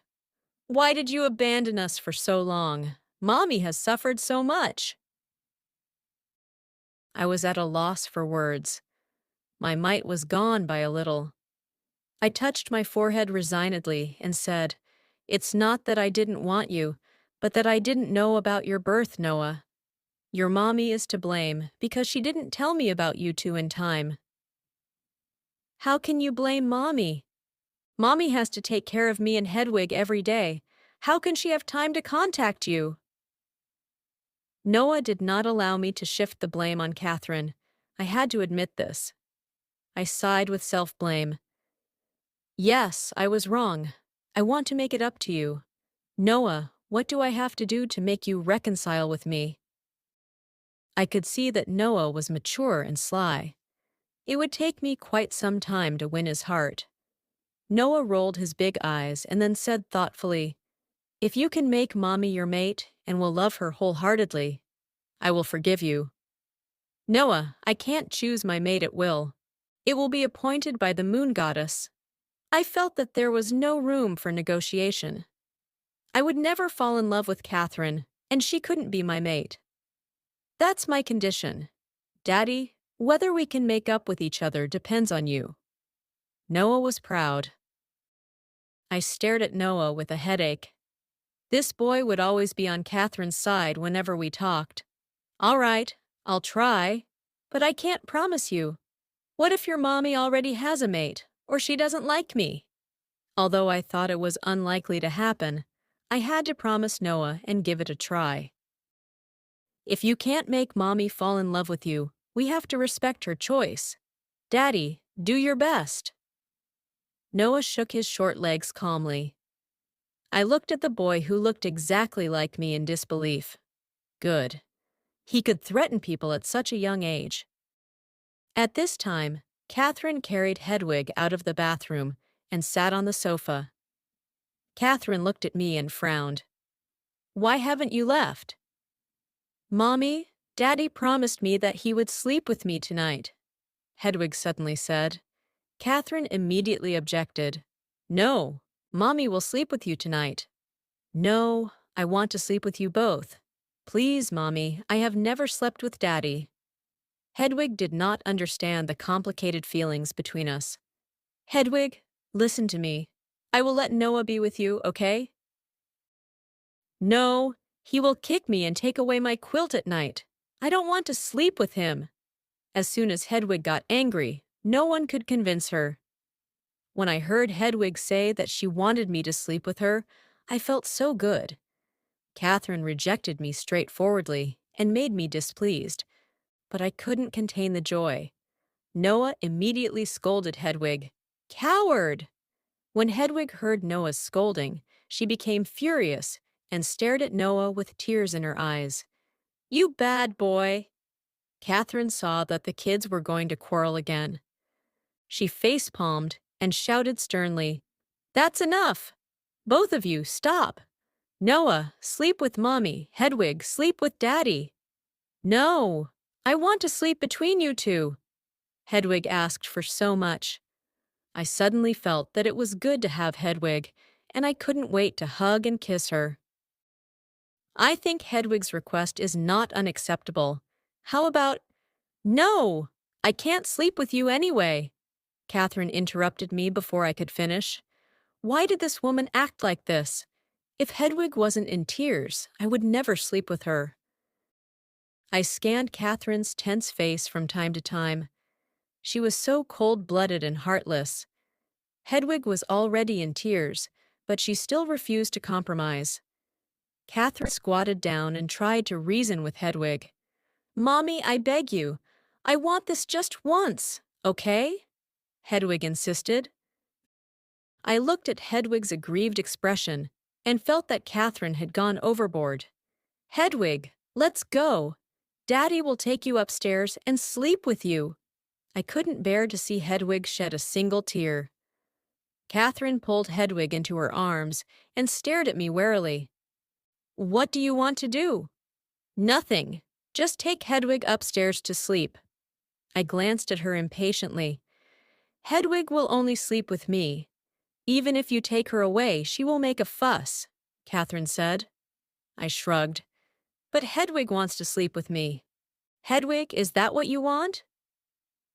Mommy, I really want to sleep with you two. Please.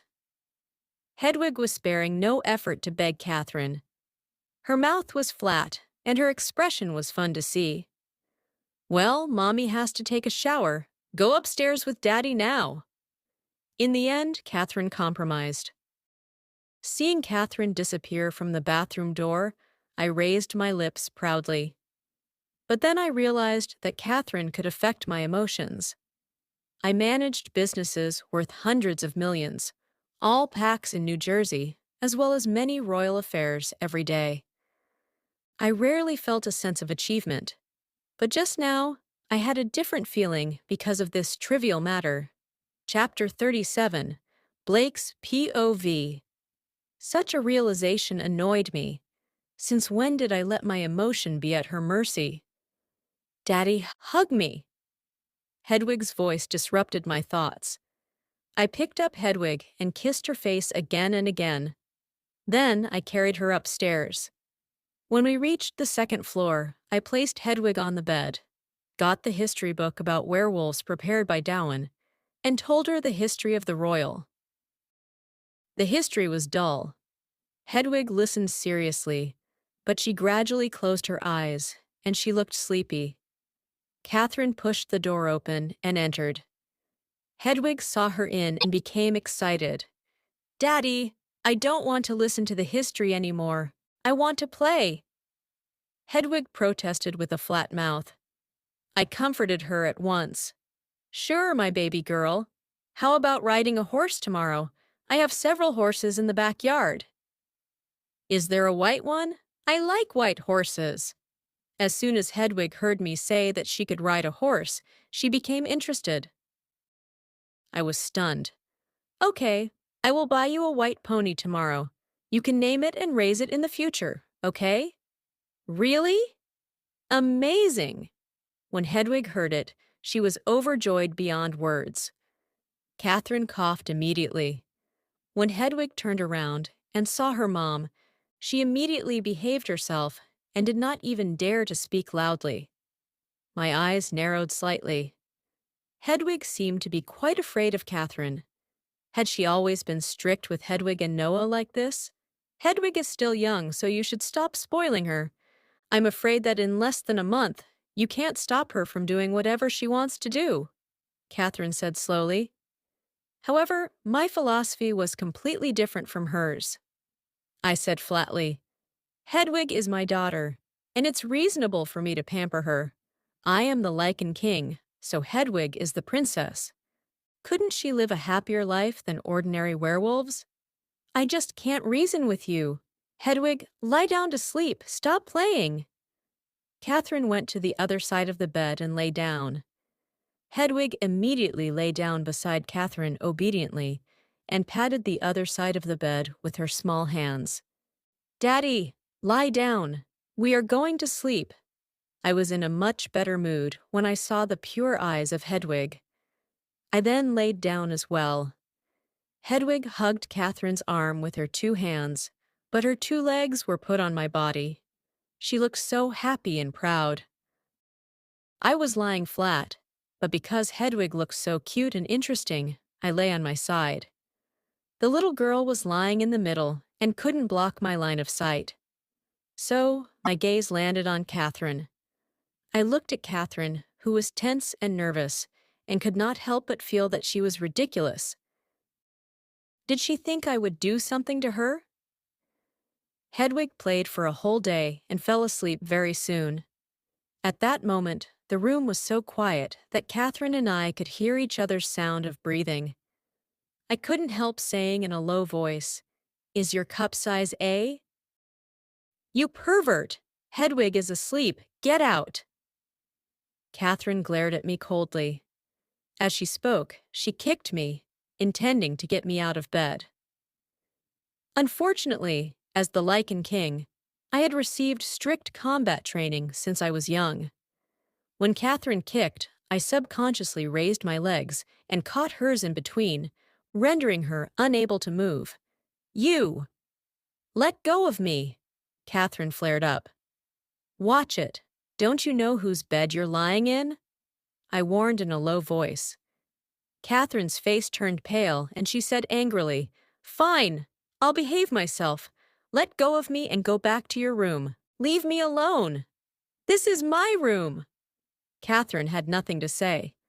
She gritted her teeth and said, I'll go to Noah's room. Hedwig will look for you if she is awake.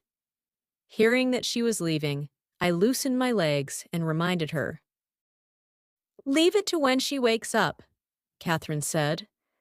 Just as Catherine was about to move Hedwig's hands that were wrapped around her arms, Hedwig was shocked awake. She opened her eyes wide and subconsciously hugged Catherine's arm tighter. Hedwig muttered, "Mommy?" Catherine looked like she was about to go crazy, and I couldn't help laughing. "All right, I won't tease you anymore. Good night." I found that Catherine's face was full of sleepiness, but she kept holding on. I felt sorry for her. I didn't tease Catherine anymore. My gaze turned gentle as I stared at Hedwig's face, and my heart was filled with indescribable satisfaction. Because of Hedwig, I had a sense of responsibility as a father, as well as the complicated and indescribable feeling of having a daughter. Such a feeling actually made me so uncomfortable. When I calmed down, I looked up and saw that Catherine was already asleep. In the middle of the night, everything was silent. For some reason, this was the first time I slept so peacefully, as if I had become whole. Suddenly, I felt something wrong. Leroy began to get restless, and I woke up from my sleep because of its call. "Mate! Mate!" Leroy called softly. These years, Leroy would call for our mate, but I never felt her arrival. I comforted Leroy in my heart. "Leroy, our mate has not arrived." Unexpectedly this time, Leroy did not let out a dejected voice. It said to me with excitement, "Blake, I feel the guidance of the moon goddess. Our mate will show up soon." I couldn't help looking at Catherine, who was sleeping soundly. My mood was complicated. I used to look forward to my mate, but now I didn't know if she existed or what her appearance would mean to me. "Blake, I want to go out for a night run," Leroy said. I also felt energetic, so I quietly left the room and went outside the villa. After shifting, I shook my fur and started running under the moonlight. Bathed in the moonlight and the cold wind, I felt my energy being released. I could tell that my strength had improved again. This was the first time in so many years that I had such a clear feeling of improvement in my strength. Would my mate be about to show up? I raised my head, looked at the moon, and couldn't help howling. Chapter 38. Catherine's POV. I woke up early in the morning. I opened my eyes and saw that Hedwig was no longer around. When did she wake up? I went into the bathroom to wash up, changed my clothes, and went downstairs. I heard the laughter of my kids coming from the lawn. I frowned and walked out. Blake, who shifted into a black wolf, running after Noah and Hedwig on the lawn. Noah and Hedwig had seen my wolf before, so they were not afraid of Blake's wolf, who was much stronger than mine. Noah and Blake were chasing a football, and Hedwig was running around them, laughing happily. I sighed as I leaned against the doorframe. Somehow I was infatuated. All I paid attention to was Noah and Hedwig's happy smiles, and I totally ignored the tall guy next to them. Dowan had ordered the servants to prepare a sumptuous breakfast. When he saw me standing at the door, he said with a smile, "Catherine, His Majesty may play with the prince and princess for a long time. If you are hungry, feel free to eat breakfast." I knew that Dowan was a gentle and polite person. I said politely, "Thank you. I am not starving yet. I'd like to wait for the children." Dowan looked into the distance and sighed. I have worked for His Majesty for more than 10 years, but I have never seen him smile so brightly. "The kids are the best gift that the moon goddess has given him. I'm grateful for your efforts, Mrs. Wyatt." I chuckled. "Dowan, you are flattering me. I live here only because he is the biological father of the children." "I know. It's not easy to let King Blake get along with the children. If you need any help, just let me know." I was astounded and smiled. "Thank you, Dowan." The kids were sweating after running around. At this time, Noah was chasing the football, and Blake's wolf was slowly pacing behind him. Suddenly, Blake pushed himself against the ground and pounced on Noah. Noah was keenly aware that Blake was behind him, and he rolled to dodge Blake. However, Blake's tall body was still above Noah's head. Blake lowered his head and used the tip of his muzzle to rub against Noah. Noah let out a lovely peal of laughter, and Hedwig ran over to hug Blake's head. However, the wolf was so tall that Hedwig could only grab the fur on his neck. Noah was sweating all over. At that moment, his neat short hair was covered in sweat. He did not look so precocious and was not as lively as he was supposed to be. I stepped forward and glared at Blake angrily. How can you act like this? Don't you know that Noah and Hedwig might get hurt? I helped Noah up from the ground and patted the dirt off his back. Don't be so nervous. I know what I am doing. Blake shook his fur and snorted. How could you? If you hadn't paid attention just now, you would have stepped on them. I thought he had never thought about how terrible the consequences could be. They are Lichen King's kids and are not as fragile as you think. I was trained when I was young. They will receive strict combat training in the future. Stop making a fuss. Blake looked like he didn't bother to argue with me. Mommy, Daddy was just playing with us. You don't have to worry. Noah and Hedwig noticed that I was nervous and came to comfort me. I didn't argue with Blake. I hugged Noah and Hedwig to comfort them, and my nervous mood gradually eased. Blake's wolf ran back to the villa and shifted back to human form. Then he changed his clothes and walked out. Only then did I discover that Blake was still very young. Although he had a mighty identity, he was not that old. After seeing him playing with the children, I found a masculine temperament of a big boy in him. Come here and wipe your sweat before going in for breakfast. I had Dowan prepare a towel before I came over. The kids' faces were red and hot, but they showed the vigor of children. I gently wiped the sweat off Hedwig and then turned to Noah.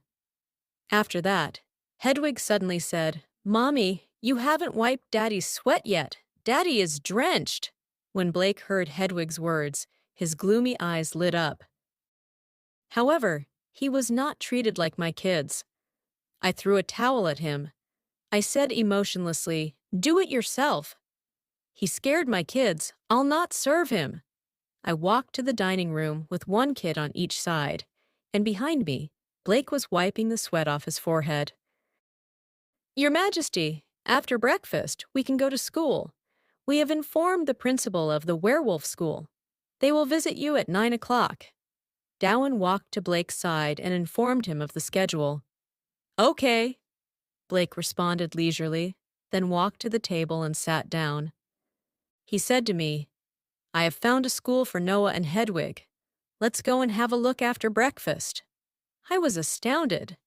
I didn't expect him to get the kids a werewolf school so quickly.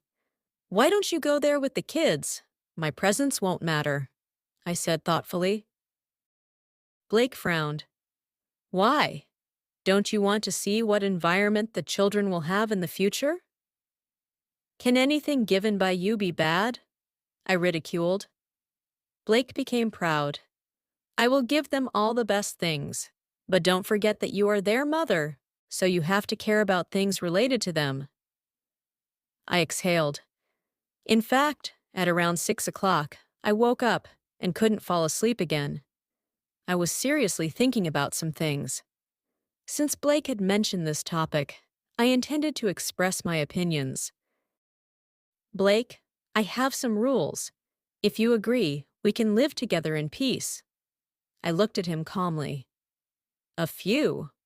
Why do you think I'll agree? Blake sipped the coffee gracefully. Beside Blake, Noah gave a soft cough.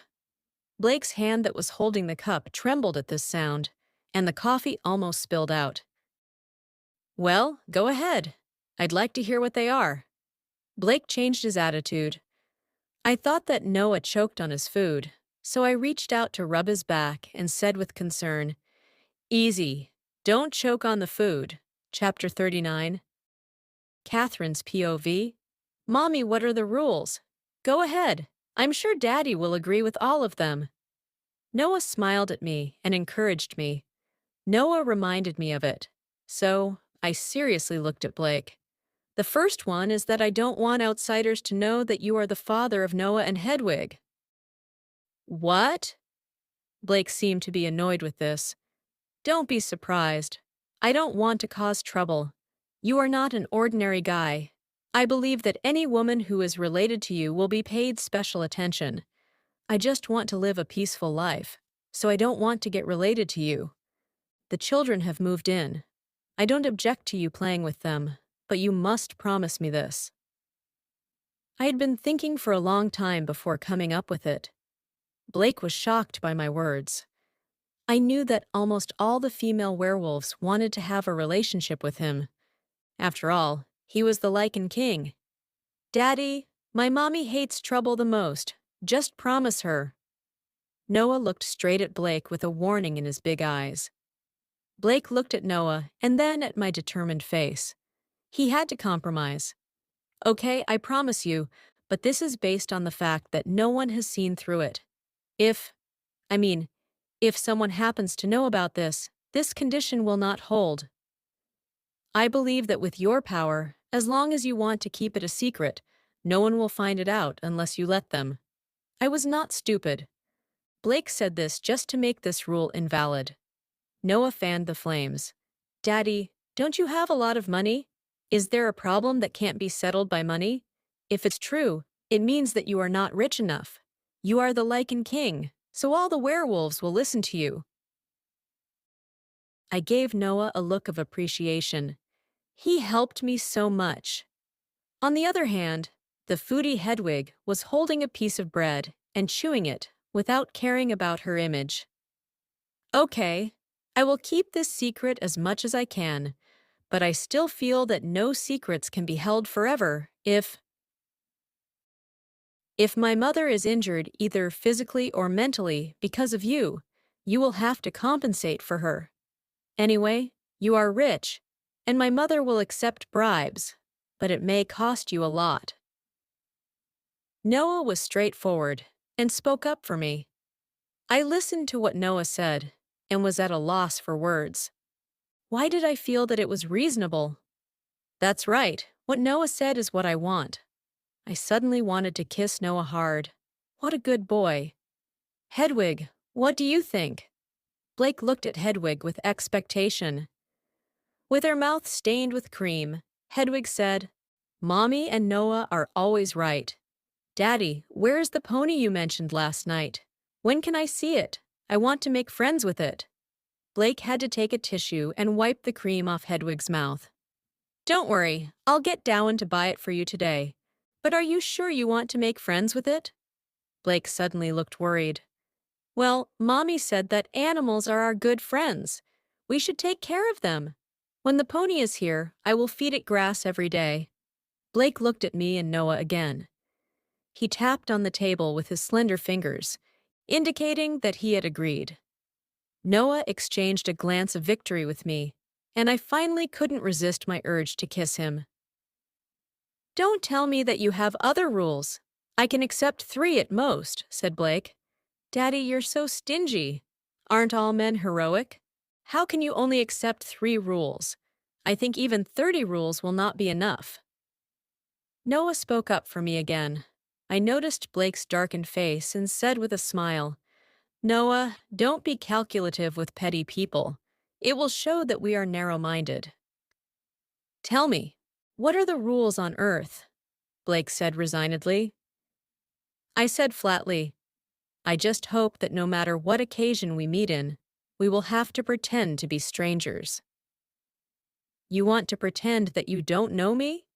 Who would believe that? Every werewolf knows me, Blake said arrogantly. I didn't know what to say and had to speak emotionlessly after a while. Don't get me wrong, I can't pretend I don't know you for sure. I mean, you can pretend not to know me, especially when we meet in the company. You're my boss. As long as you act like that, I believe no one knows it." He once again reached out and tapped on the table, which was the sign of his agreement. "The third one." I thought for a moment and said, "Third, I hope you won't stop me from socializing. I can meet or have any relationship with anyone. Of course, I won't stop you either. Although you are the father of the kids, you will eventually find your mate or mark your Luna. In short, we will live our own lives." "This is too much. Do you mean that you already found your mate?" Blake suddenly stared at me fiercely. The eyes of the kids next to me were also fixed on me, and their faces showed panic as if they were about to be abandoned by their mom. I noticed that the kids were on the verge of tears and comforted them. "Sweethearts, don't listen to him. I haven't met my mate or the guy I like yet." Hedwig blinked her big eyes, then leaned her head over and whispered in Noah's ear, "Noah, will Mommy abandon us if she has a lover?" Noah's eyebrows were tightly knitted, and then she curled her lips. "It won't happen. Mommy loves us the most. I'm the one Mommy loves the most, followed by you and Daddy." Their whispers had been heard by both me and Blake. I was speechless. Even Blake pricked up his ears and listened seriously to their nonsense with a darkened face. Noah shook his head and said thoughtfully, "According to the current relationship between Daddy and Mommy, Daddy may not be on the list. I feel so sorry for Daddy. Mommy definitely doesn't want Daddy anymore." Hedwig sighed seriously. Then she opened her small mouth, tore a piece of bread, and chewed hard on it. It was as if Blake had been struck by lightning. Chapter 40. Catherine's POV. I also felt that Noah and Hedwig were making a fuss over nothing. I reached out and touched their little heads. "Do not interrupt when others are talking. Also, your daddy will choose another woman to be his like and Luna. I'm not joking, and you have to accept this, okay?" Hedwig was stunned and not in the mood to eat bread anymore. Her big, watery eyes were filled with sorrow as she looked at Blake. She pouted as if she was about to cry at any moment. She cried out, "Daddy, you said you wouldn't let other women be your like and Luna. You didn't keep your word. I won't believe in you anymore." Blake looked at Hedwig, who had turned her head away, confused. I was shocked by Hedwig's behavior as well. I glanced at Blake guiltily and then lowered my head, pretending that I was not the one who told Hedwig about those words. I began to eat breakfast. Noah looked innocent. "Daddy, when did you promise Hedwig? Why don't I know?" Blake shrugged. "I don't remember either. I've promised you two too many things in the past days. Maybe I really said something like that." It seemed that Blake didn't know what he had done wrong, and Hedwig became even angrier. She frowned even more tightly and shouted in a high and sharp voice, "You said that the day before yesterday. You said that you would love my mommy just as you love Noah and me. You don't even remember what you said. I hate you." I was stunned. Hearing Hedwig's shout, I turned to look at Blake. "You know that you can't do it, but why are you talking nonsense in front of them? Although they are young, what you say and do will affect them. Don't promise them anything in the future." "Hedwig, I was wrong. Don't cry, okay? I will help wipe your tears. In a while, I will take you to the new school. There are many children who will play games with you. Can you stop crying?" The coldness of Blake, as the Lichen King, suddenly disappeared at this time.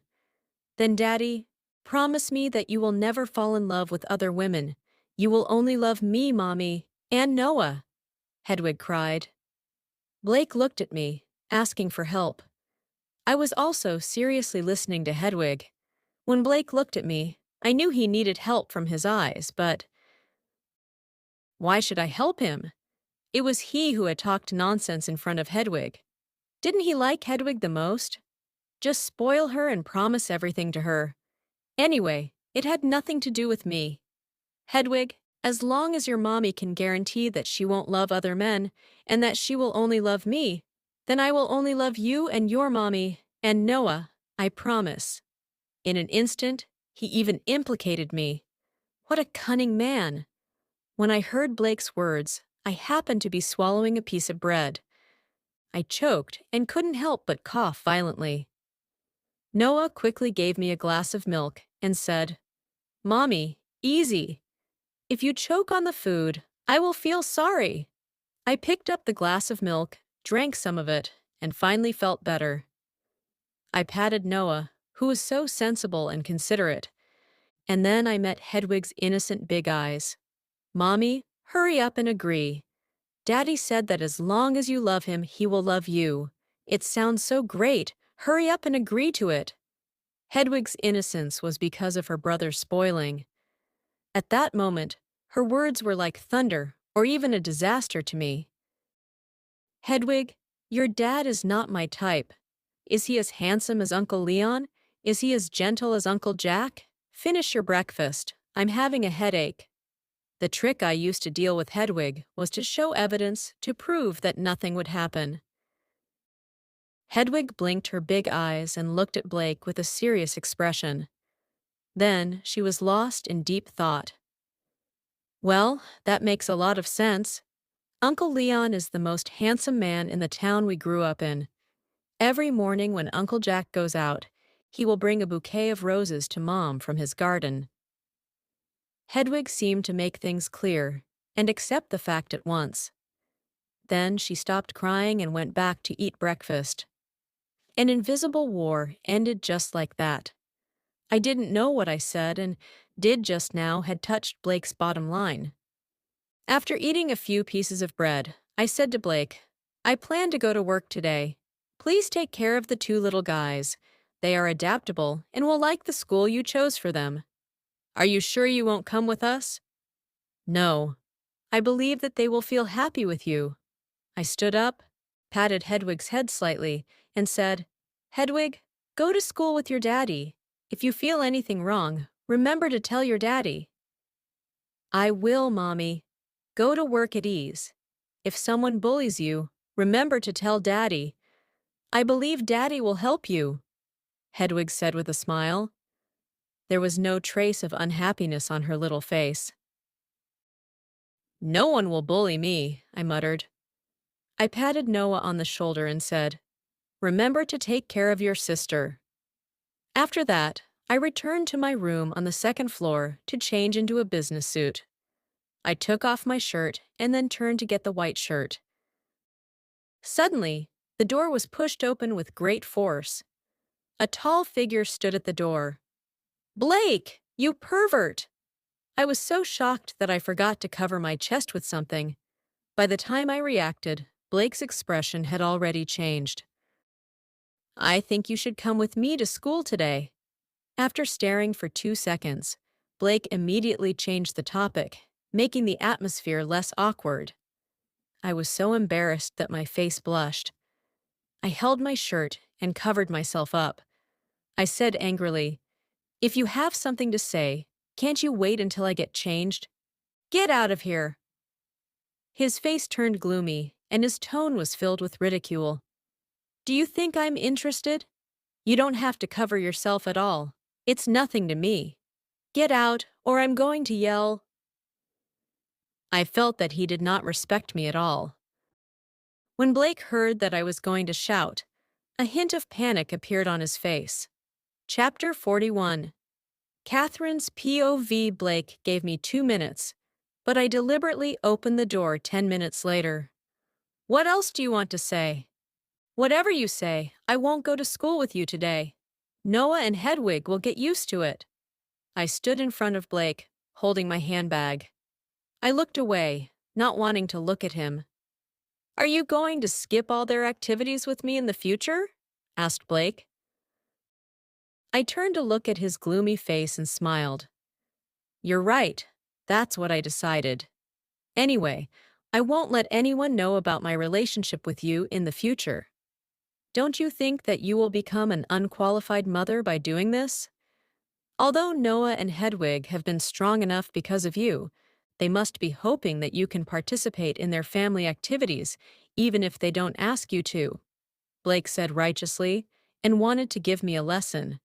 I frowned, and I had to admit that what he said was quite reasonable. But, well, we can take turns accompanying them to attend the activities, but you must promise me that no one will know our relationship. I didn't want this matter to be exposed at all. The safety of my children was the top priority for me. Blake looked as if he was not willing to pay any attention to me. He turned around, leaving me with a cold back that I could not afford to offend. I shrugged and didn't care. No matter what Blake thought of me, no one could interfere with the life I wanted. I went downstairs. Noah and Hedwig had finished breakfast and were playing in the living room. "Mommy, how are you going to work? You should ask Daddy for a car," Noah said loudly on purpose. Blake was sitting at the side. He heard Noah's words and slightly raised his eyebrows. I found that I didn't even have a vehicle, so I had to turn my head and look at Blake. "Dowen, give her a car." Blake crossed his arms in front of his chest and coldly ordered Dowen. Don went to get a car key and handed it to me with a smile. "Miss Wyatt, please take it." I didn't stand on ceremony. I took the car key and smiled at Blake. "Thank you." Blake didn't accept my appreciation and turned his head to the side. Before I left, I kissed Noah and Hedwig fondly. I suddenly felt that I was somewhat cruel. After asking Blake to help take care of my 2 children, I began to enjoy the feeling of freedom. I drove directly to the office building of Chavez Group. I went to the HR department first and then to the design department under Blake's arrangement. "Hello, Catherine. I'm your superior. My name is Melinda Caldwell." A middle-aged female werewolf greeted me with a smile. She seemed to be the same age as Mabel and looked kind. "Hello?" I looked at her nervously. "Don't be nervous. King Blake asked me to take care of you." Melinda blinked at me. I was a little puzzled. Didn't Blake just promise me not to tell anyone about our relationship? It seemed that Melinda saw through my confusion and uneasiness, and she continued. "I know you're the daughter of Dowen's friend. Don't worry, I won't tell anyone about that." I breathed a sigh of relief after hearing Melinda's words. I didn't expect that Blake, as the Lichen King, would be so considerate. He arranged for someone to take care of me, and also gave me a proper identity. "Thank you, Melinda. I will work hard," I said quickly. "Well, let's go to our department." Melinda led me out. There were quite a few design departments in the Chavez Group, and Melinda was in charge of the clothing-related one. Seeing that Melinda led me out in person, everyone was naturally focusing on me. Melinda clapped her hands and said, "Let me introduce a new colleague to you. Her name is Catherine. Welcome aboard." "Welcome. Melinda, you recruited well this time. I wonder which wolf pack she comes from." "Second." A male colleague who looked somewhat wretched chimed in. I was a little embarrassed, and I glanced at his ID with his name on it. "Piers Sowell." Melinda glared at them and said, "It has nothing to do with you. Since Catherine has joined the Chavez Group, she will also work for the royal family. Don't think about anything strange. Work is work." The men nodded and said, "Melinda, we will certainly work harder."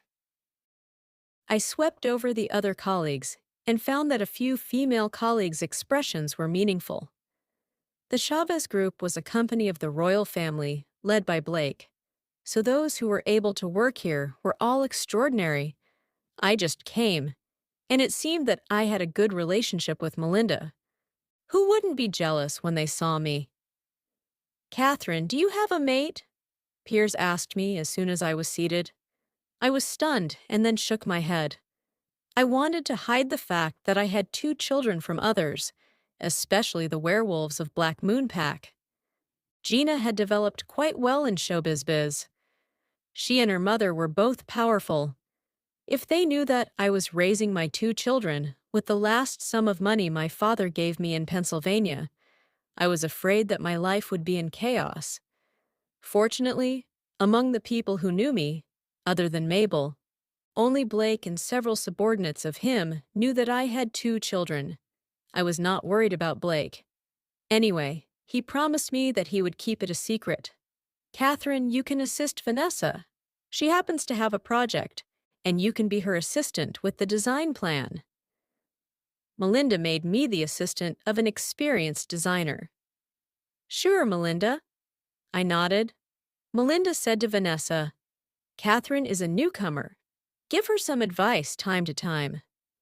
Vanessa immediately smiled and said, Don't worry, Melinda. I've always been kind to newcomers. Melinda nodded and left with relief.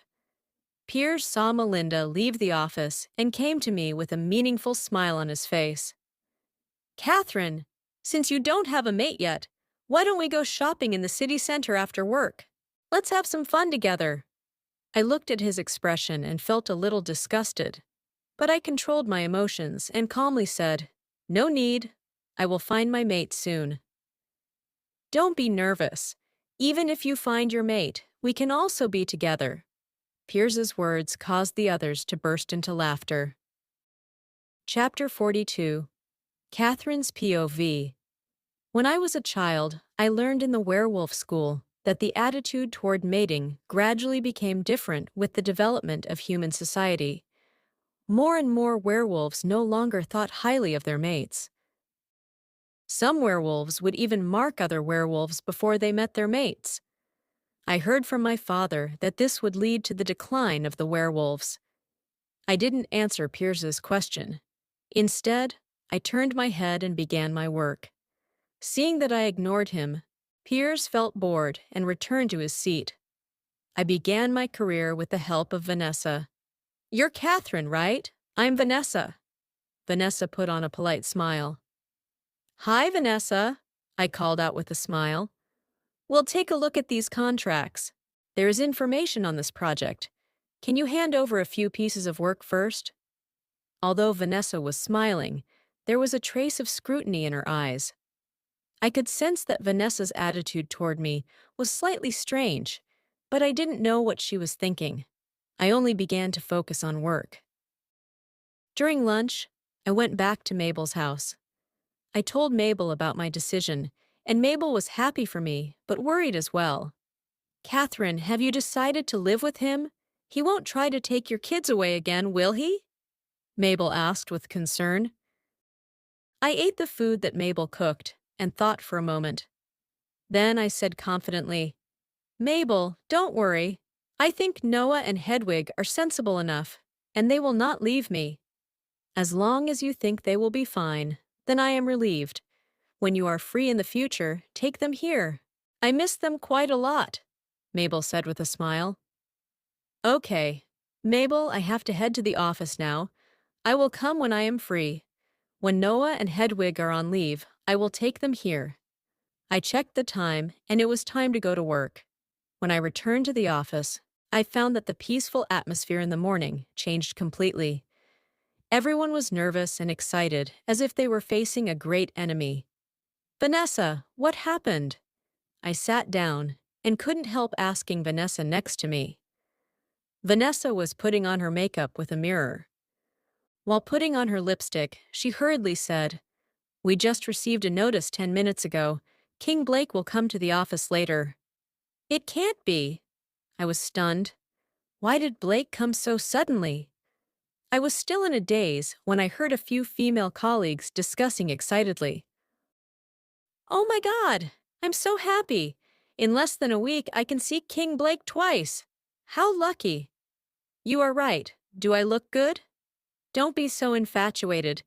Don't you know that Gina is King Blake's mate? It remains unsure, okay? If she is like in Luna, why hasn't King Blake marked her for so many years? And King Blake never admitted that Gina is his mate. That's right. Most of the time, the Black Moon Pack guys are the only ones who make that claim, another female werewolf echoed. Hearing that, I immediately perked up my ears and leaned over curiously. What are you talking about? Catherine, don't you know who King Blake is? That's impossible. By the way, don't lose your composure when you see him later. Is he that charming? He sounds like a god. I sneered in my heart. Actually, Blake was completely a bastard. He was not as charming as others said. You haven't seen him. You don't know that he is perfect and how many female werewolves want to be his mate. Even if I am just his breeder, I'll say yes. Another female colleague was infatuated. We've already abolished the breeder system. Stop dreaming. I listened to their excited and infatuating chatting. I felt it was too exaggerating. Just as I shook my head and sighed, Melinda walked out quickly and stood at the door in a panic. After a while, I saw a group of people respectfully welcoming a tall man as they walked in. Sure enough, Blake arrived. I looked at him in a daze. When he wore a suit and tie, he looked indeed domineering and dignifying. However, even so, I didn't feel that he was charming. So I lowered my head and continued drawing. The moment Blake walked in, everyone in the office held their breath, not even daring to look at him as if their souls would be taken away. I knew that it was because of his lichen aura. After I became a member of the Chavez pack, I could feel the influence of the Lichen King's aura on me. However, it was strange that the aura was not strong enough to make me tremble. When others in the office were nervous and uneasy because of Blake's arrival, only I did not take him seriously. Blake walked a few steps forward. Immediately, a werewolf following him answered some questions for him. Melinda was also trembling in fear and answered all his questions without delay. For me, Blake was a jerk who wanted to take my kids away. But for others here, Blake was their king, whose look was full of deterrence. Blake slowly walked to my desk. I didn't know what was wrong with him. He tapped my desk slightly with his finger. Melinda immediately reminded me, "Catherine, this is King Blake." Melinda looked so nervous and uneasy, so I naturally could not neglect Blake anymore. I immediately stood up and greeted him politely. "How do you do, King Blake?" However, there was not much respect in my tone. Humph. Blake deliberately didn't look at me.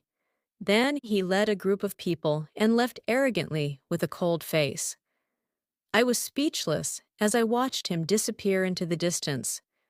At the same time, all the women around me looked at me with both envy and jealousy. "Catherine, do you know King Blake?" A young girl immediately came over to ask me. It was impossible, right? It turned out that their eyes were quite sharp. Just based on the fact that Blake knocked on my desk, they thought that I knew Blake. "I don't." "Why would you ask this?" I answered seriously. "You don't know him? Why did King Blake only knock on your desk? It seems to remind you that he is here. Perhaps King Blake has taken a fancy to you. Catherine, you are beautiful, and it is possible," Vanessa said with ridicule. "By the way, Catherine, are you familiar with Melinda?" "No, not very familiar." "Catherine, there is a client. Since you are a newcomer, you can serve her and gain some experience. She is a member of the wolf pack under the royal family, so she doesn't have many requests," Vanessa said lightly. "Okay, I will contact her." I was not stupid, and I could see what tricks Vanessa was going to play. I asked her to go to the company tomorrow afternoon to talk about the details of our cooperation. Remember to receive her at that time. Here is her information. Chapter 43. Blake's POV. I didn't know what was wrong with me today. When my car passed by this building, I suddenly wanted to come up and see Catherine's office. She wasn't happy about my appearance at all. When I returned to my office, Catherine called me. "What's the matter?" "Tell the kids that I won't go home for dinner tonight," Catherine said directly. "You're not coming back? Are you going to spend the night with some guy?"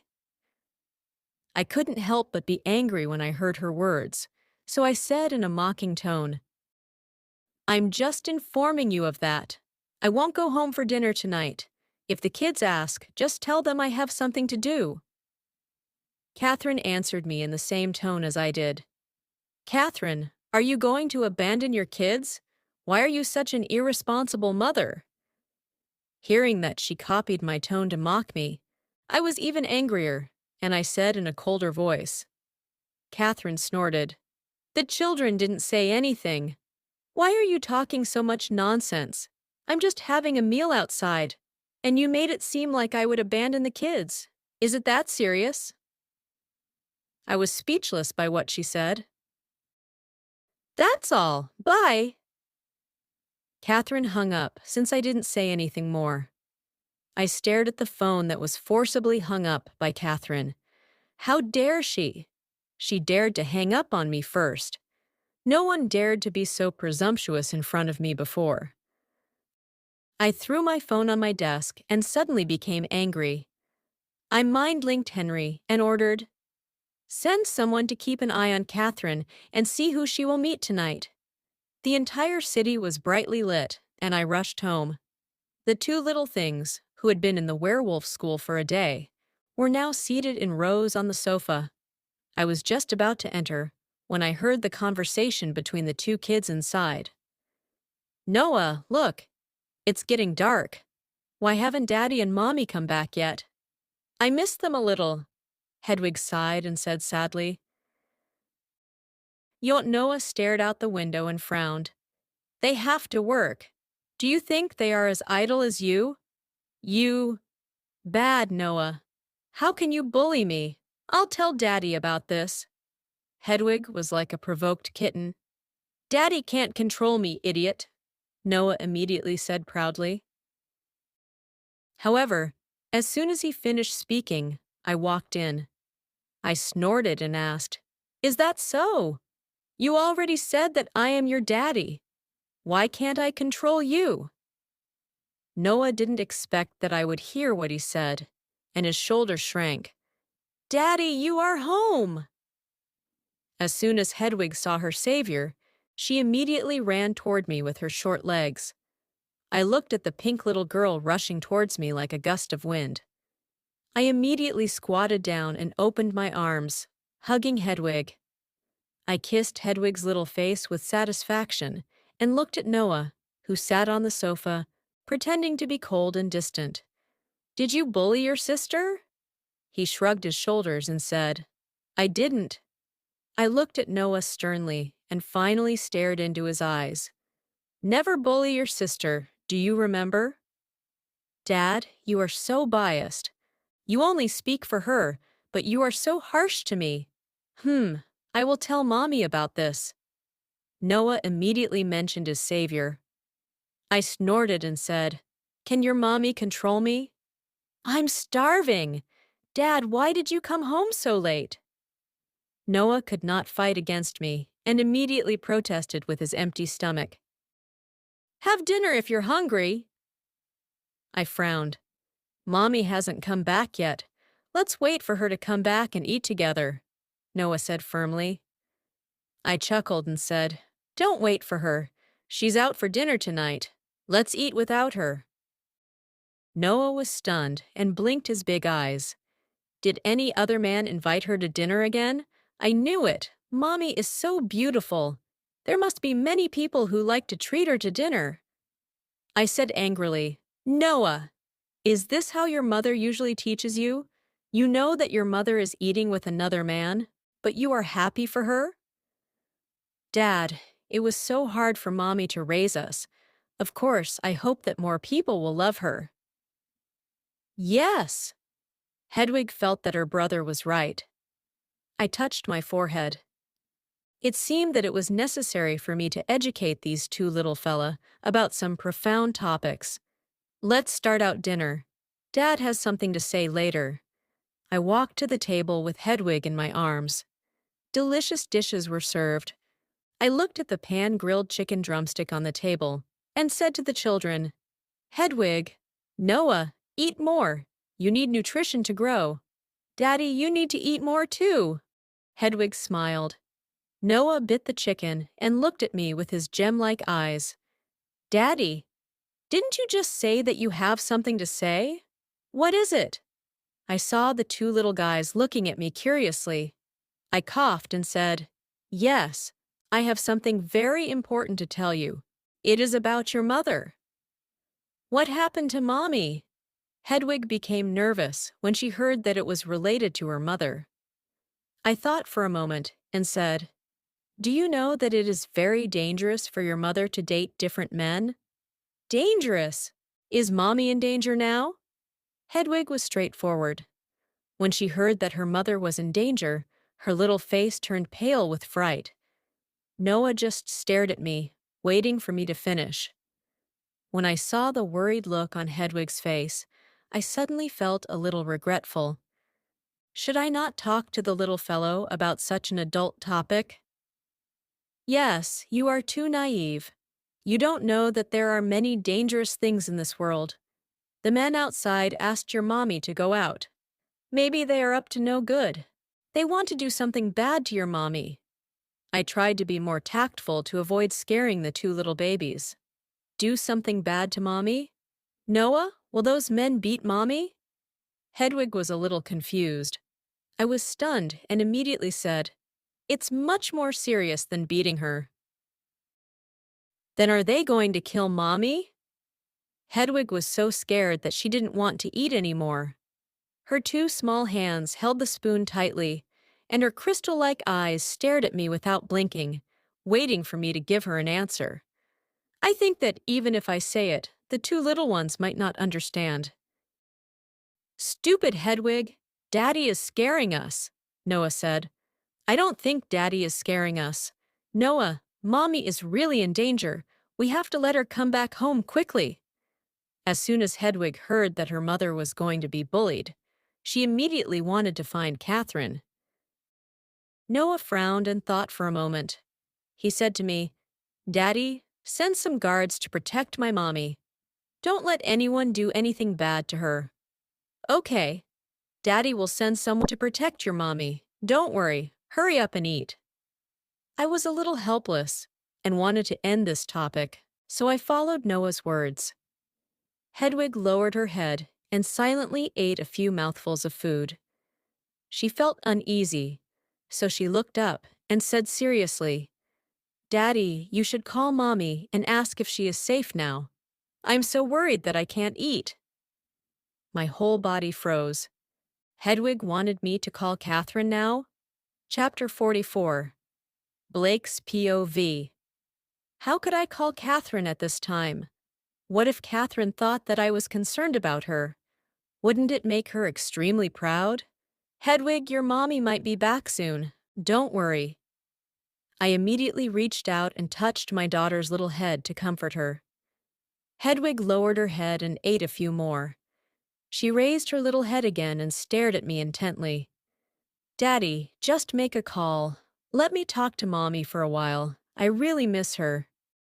Facing my daughter's pair of clear and innocent eyes, I couldn't find a reason to refuse her. Okay. Daddy will call your mommy now. I had to take out my phone. I really hoped that Catherine wouldn't hear the phone ringing. Daddy, put it on speaker so we can all talk to Mommy, Noah suddenly suggested. I looked at my son's big bright eyes and suddenly felt powerless. I had no choice but to turn on the speaker and put my phone on the table. My phone kept ringing for seconds. I thought proudly in my heart. It seemed that Catherine really did not hear the phone ringing. This was good as well, in case she thought that I was really worried about her. Just as I was about to heave a sigh of relief, I heard Catherine's voice from the other side of the line. Hello? Her voice was very calm, and there was a hint of impatience in it. I had no choice but to say indifferently, The children wanted to call you. Mommy, come back quickly. Daddy said that those men would do something bad to you. As soon as Hedwig heard Catherine's voice, she immediately shouted, Hedwig! Catherine immediately called Hedwig's name in shock. Afraid that Catherine wouldn't hear her, Hedwig snatched the phone and put it in front of her. She continued, "Mommy, can you go home? Hedwig is worried about you." "Hedwig, Mommy is fine. No one dares to bully Mommy. Don't worry, Mommy will be back with you after dinner." Catherine had to comfort her daughter with the gentlest voice. Noah asked, "Mommy, are you eating with a man or a woman? Are you safe?" Was there a need for these two little fellows to make such a fuss over nothing? Now it was as if the world was about to end. "Mommy is having dinner with a lady. Don't worry, I'm still eating. We can talk when I'm home," Catherine said with a hint of doubt. "Mommy, don't worry. Daddy said he will send guards to protect you," Hedwig said at the end of the line, which made me want to knock myself out. All right. Hurry up and eat. I have something to say to your mom." I felt that if the two little guys continued talking, my image would be ruined. So I took the phone, stood up, and walked toward the living room. "Hello." I pretended to be cold and indifferent. "Humph." The woman only gave a loud snort and then hung up the phone. I totally froze. That damned woman directly hung up on me. How could she treat me like this? In order to not let the children know that I had lost face, I had to go further. By the time I returned to the dining table, the two little ones were very curious about what topic Catherine and I had talked about. "Hurry up and eat. After dinner, I will watch a movie with you." I had to gently dispel the worries of the two little guys. After dinner, I brought the two children to the screening room of the villa to play the movie for them while I rested on the side. While the two kids were watching happily, the door suddenly opened. Catherine walked in, and I had no idea when she went back. She should have taken a bath. Her long hair was still a little wet, with a trace of moisture, which made her look charming. However, she didn't seem to be happy. "Mommy!" The little fellows turned around at the same time and cried out in joy when they saw her. Catherine pointed to the screen. "Just watch the movie by yourselves. Mommy has something to say to your daddy." I narrowed my eyes. When I saw that Catherine had returned quite early, I didn't feel so frustrated. "What is it?" I asked in a tone of displeasure and indifference. Catherine looked at me. "Come out!" I was even more displeased. What kind of tone was she using? How could she be so arrogant towards me? However, although I didn't like the way Catherine spoke to me, I still followed her out. When Catherine saw that I had come out, she walked forward in silence. I knew what she wanted to say, and I also knew why she led me away. She just didn't want the kids to hear our conversation later. I followed her to the end of the corridor and pushed open the door. Outside was a spacious open-air balcony. There were expensive flowers and wood planted on the balcony. The simple and elegant lights were slightly dim, but they made the place more peaceful. Catherine hurriedly walked to the railing with her arms crossed. She suddenly turned around and stared at me with her eyes full of anger. "Did you say something you shouldn't say to the kids?" I looked at Catherine's eyes as she questioned me. Under the warm light, her eyes were as bright as the stars in the sky, shining with light. I looked at her blankly for a moment, before hearing her question. "What do you think I shouldn't say? Do you have a problem with me educating my kids?" I narrowed my eyes slightly, looking confident. Catherine choked for a moment. "They said I was in danger. What danger could I be in? I just went out for a meal with a friend." Catherine crossed her arms over her chest. She seemed indifferent and didn't take me seriously at all. When seeing this, I suddenly reached out a hand and forcefully propped it against the railing beside Catherine. Catherine was so shocked that her whole body froze. She looked up at my face, her expression a little embarrassed. "Go away! Don't get so close to me!" Catherine almost instinctively wanted to escape from me. When she wanted to twist her waist and move to the side, I pretended to be intentional and lazily put another hand on her other side. This time, I really trapped her petite body in my arms. Chapter 45, Blake's POV. "What are you doing, Blake Chavez?" Catherine immediately called out my full name in fury. I looked at her petite body trapped in my arms. She was like a frightened little rabbit anxious to escape. "Catherine, why do you keep ignoring my existence?" I leaned forward deliberately. I was sure that this woman couldn't escape as long as I wanted to keep her at my side. She was too weak to loosen my grip. I only needed to use a little strength to suppress and tame her. Thinking of this, I couldn't help but move forward a bit. A faint fragrance wafted from her body as she had just taken a bath. Unlike the artificially synthesized rich spices, the faint fragrance seemed to come from her body. It was not greasy, but tempting. I was desperate to take a few mouthfuls. Then a familiar but indescribable smell appeared, reminding me of pine wood or spring grass. I was especially addicted to the smell. Leroy, likewise, seemed to be woken up by it. However, shortly after Leroy woke up, the smell disappeared. I could feel Leroy's depressed mood. "What's wrong?" I asked Leroy in my mind. Mark the woman in front of you," said Leroy. "What are you talking about? She's not our mate," I asked doubtfully. "I don't know. I just feel the desire." "Mark her, Blake," Leroy said agitatedly. I don't know if the coming of the full moon disturbed Leroy's mood. Many years ago, Leroy also wanted me to mark Gina when the full moon was coming. I didn't listen to Leroy's advice, but tried my best to comfort it. Finally, it fell into a deep sleep again. Catherine, who was standing in front of me, wore a vigilant look on her face.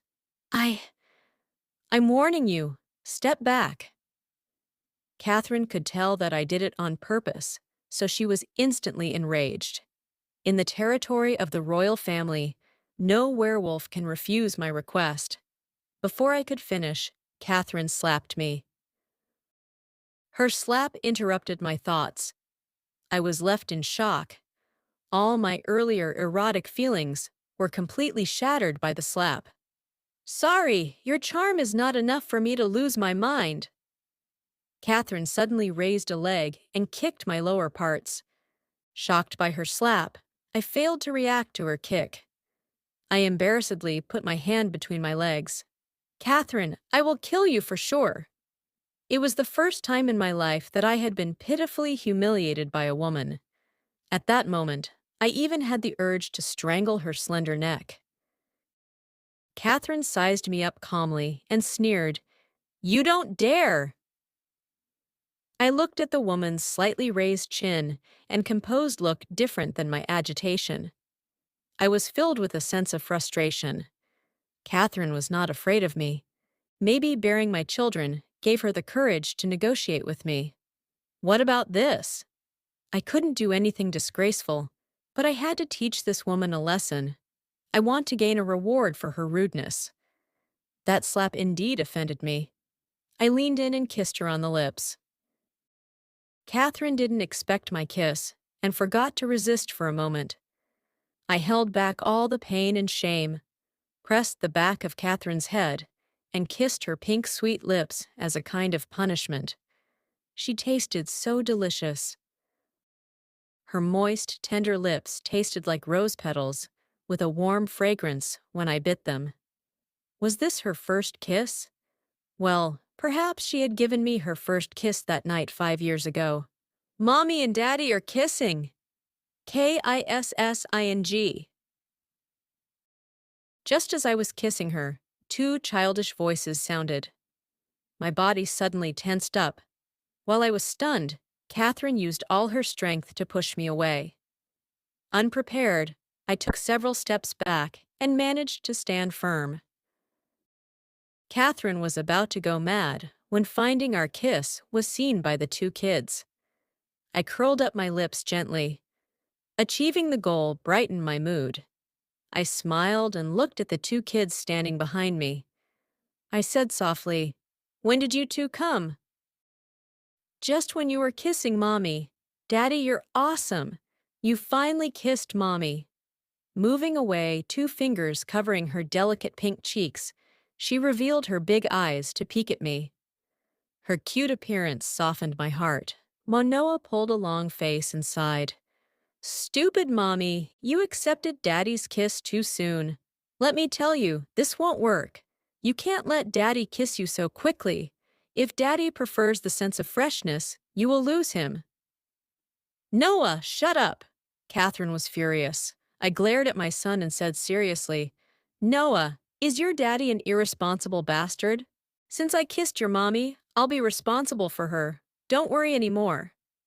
Catherine said with a cold face, "Did you two take a shower?" "Yes, Daddy has helped us take a shower." Hedwig turned to Noah and said, "Noah, does Mommy hate Daddy's kiss?" "Why? I like Daddy's kisses." Noah pondered for 2 seconds and shook his head. "Maybe this time Daddy didn't brush his teeth, so Mommy feels disgusted." Hedwig nodded and answered seriously, "Maybe. Daddy, you must remember to brush your teeth before you kiss Mommy next time. Mommy values hygiene. If you don't brush your teeth before kissing her, she will be upset." "Hedwig, let's go back to the room for sleep. You have to go to school tomorrow morning." "Noah, you should go to bed too," Catherine said. "Sweet girl, don't you want Daddy to put you to bed?" I saw Catherine urging the two kids to sleep and suddenly felt like I was going to be left behind. Hedwig started thinking seriously. Hedwig nodded. "Mommy, I want Daddy to sleep beside me. I can sleep well with him by my side." "Hedwig, you are Daddy's sweetheart." Seeing my daughter nod yes, I felt my mood soar. Noah clicked his tongue and said, "Daddy, I just advised Mommy not to take the initiative. I didn't expect you're the one eager to pursue her. Daddy, I'll tell you honestly, Mommy doesn't like desperate men.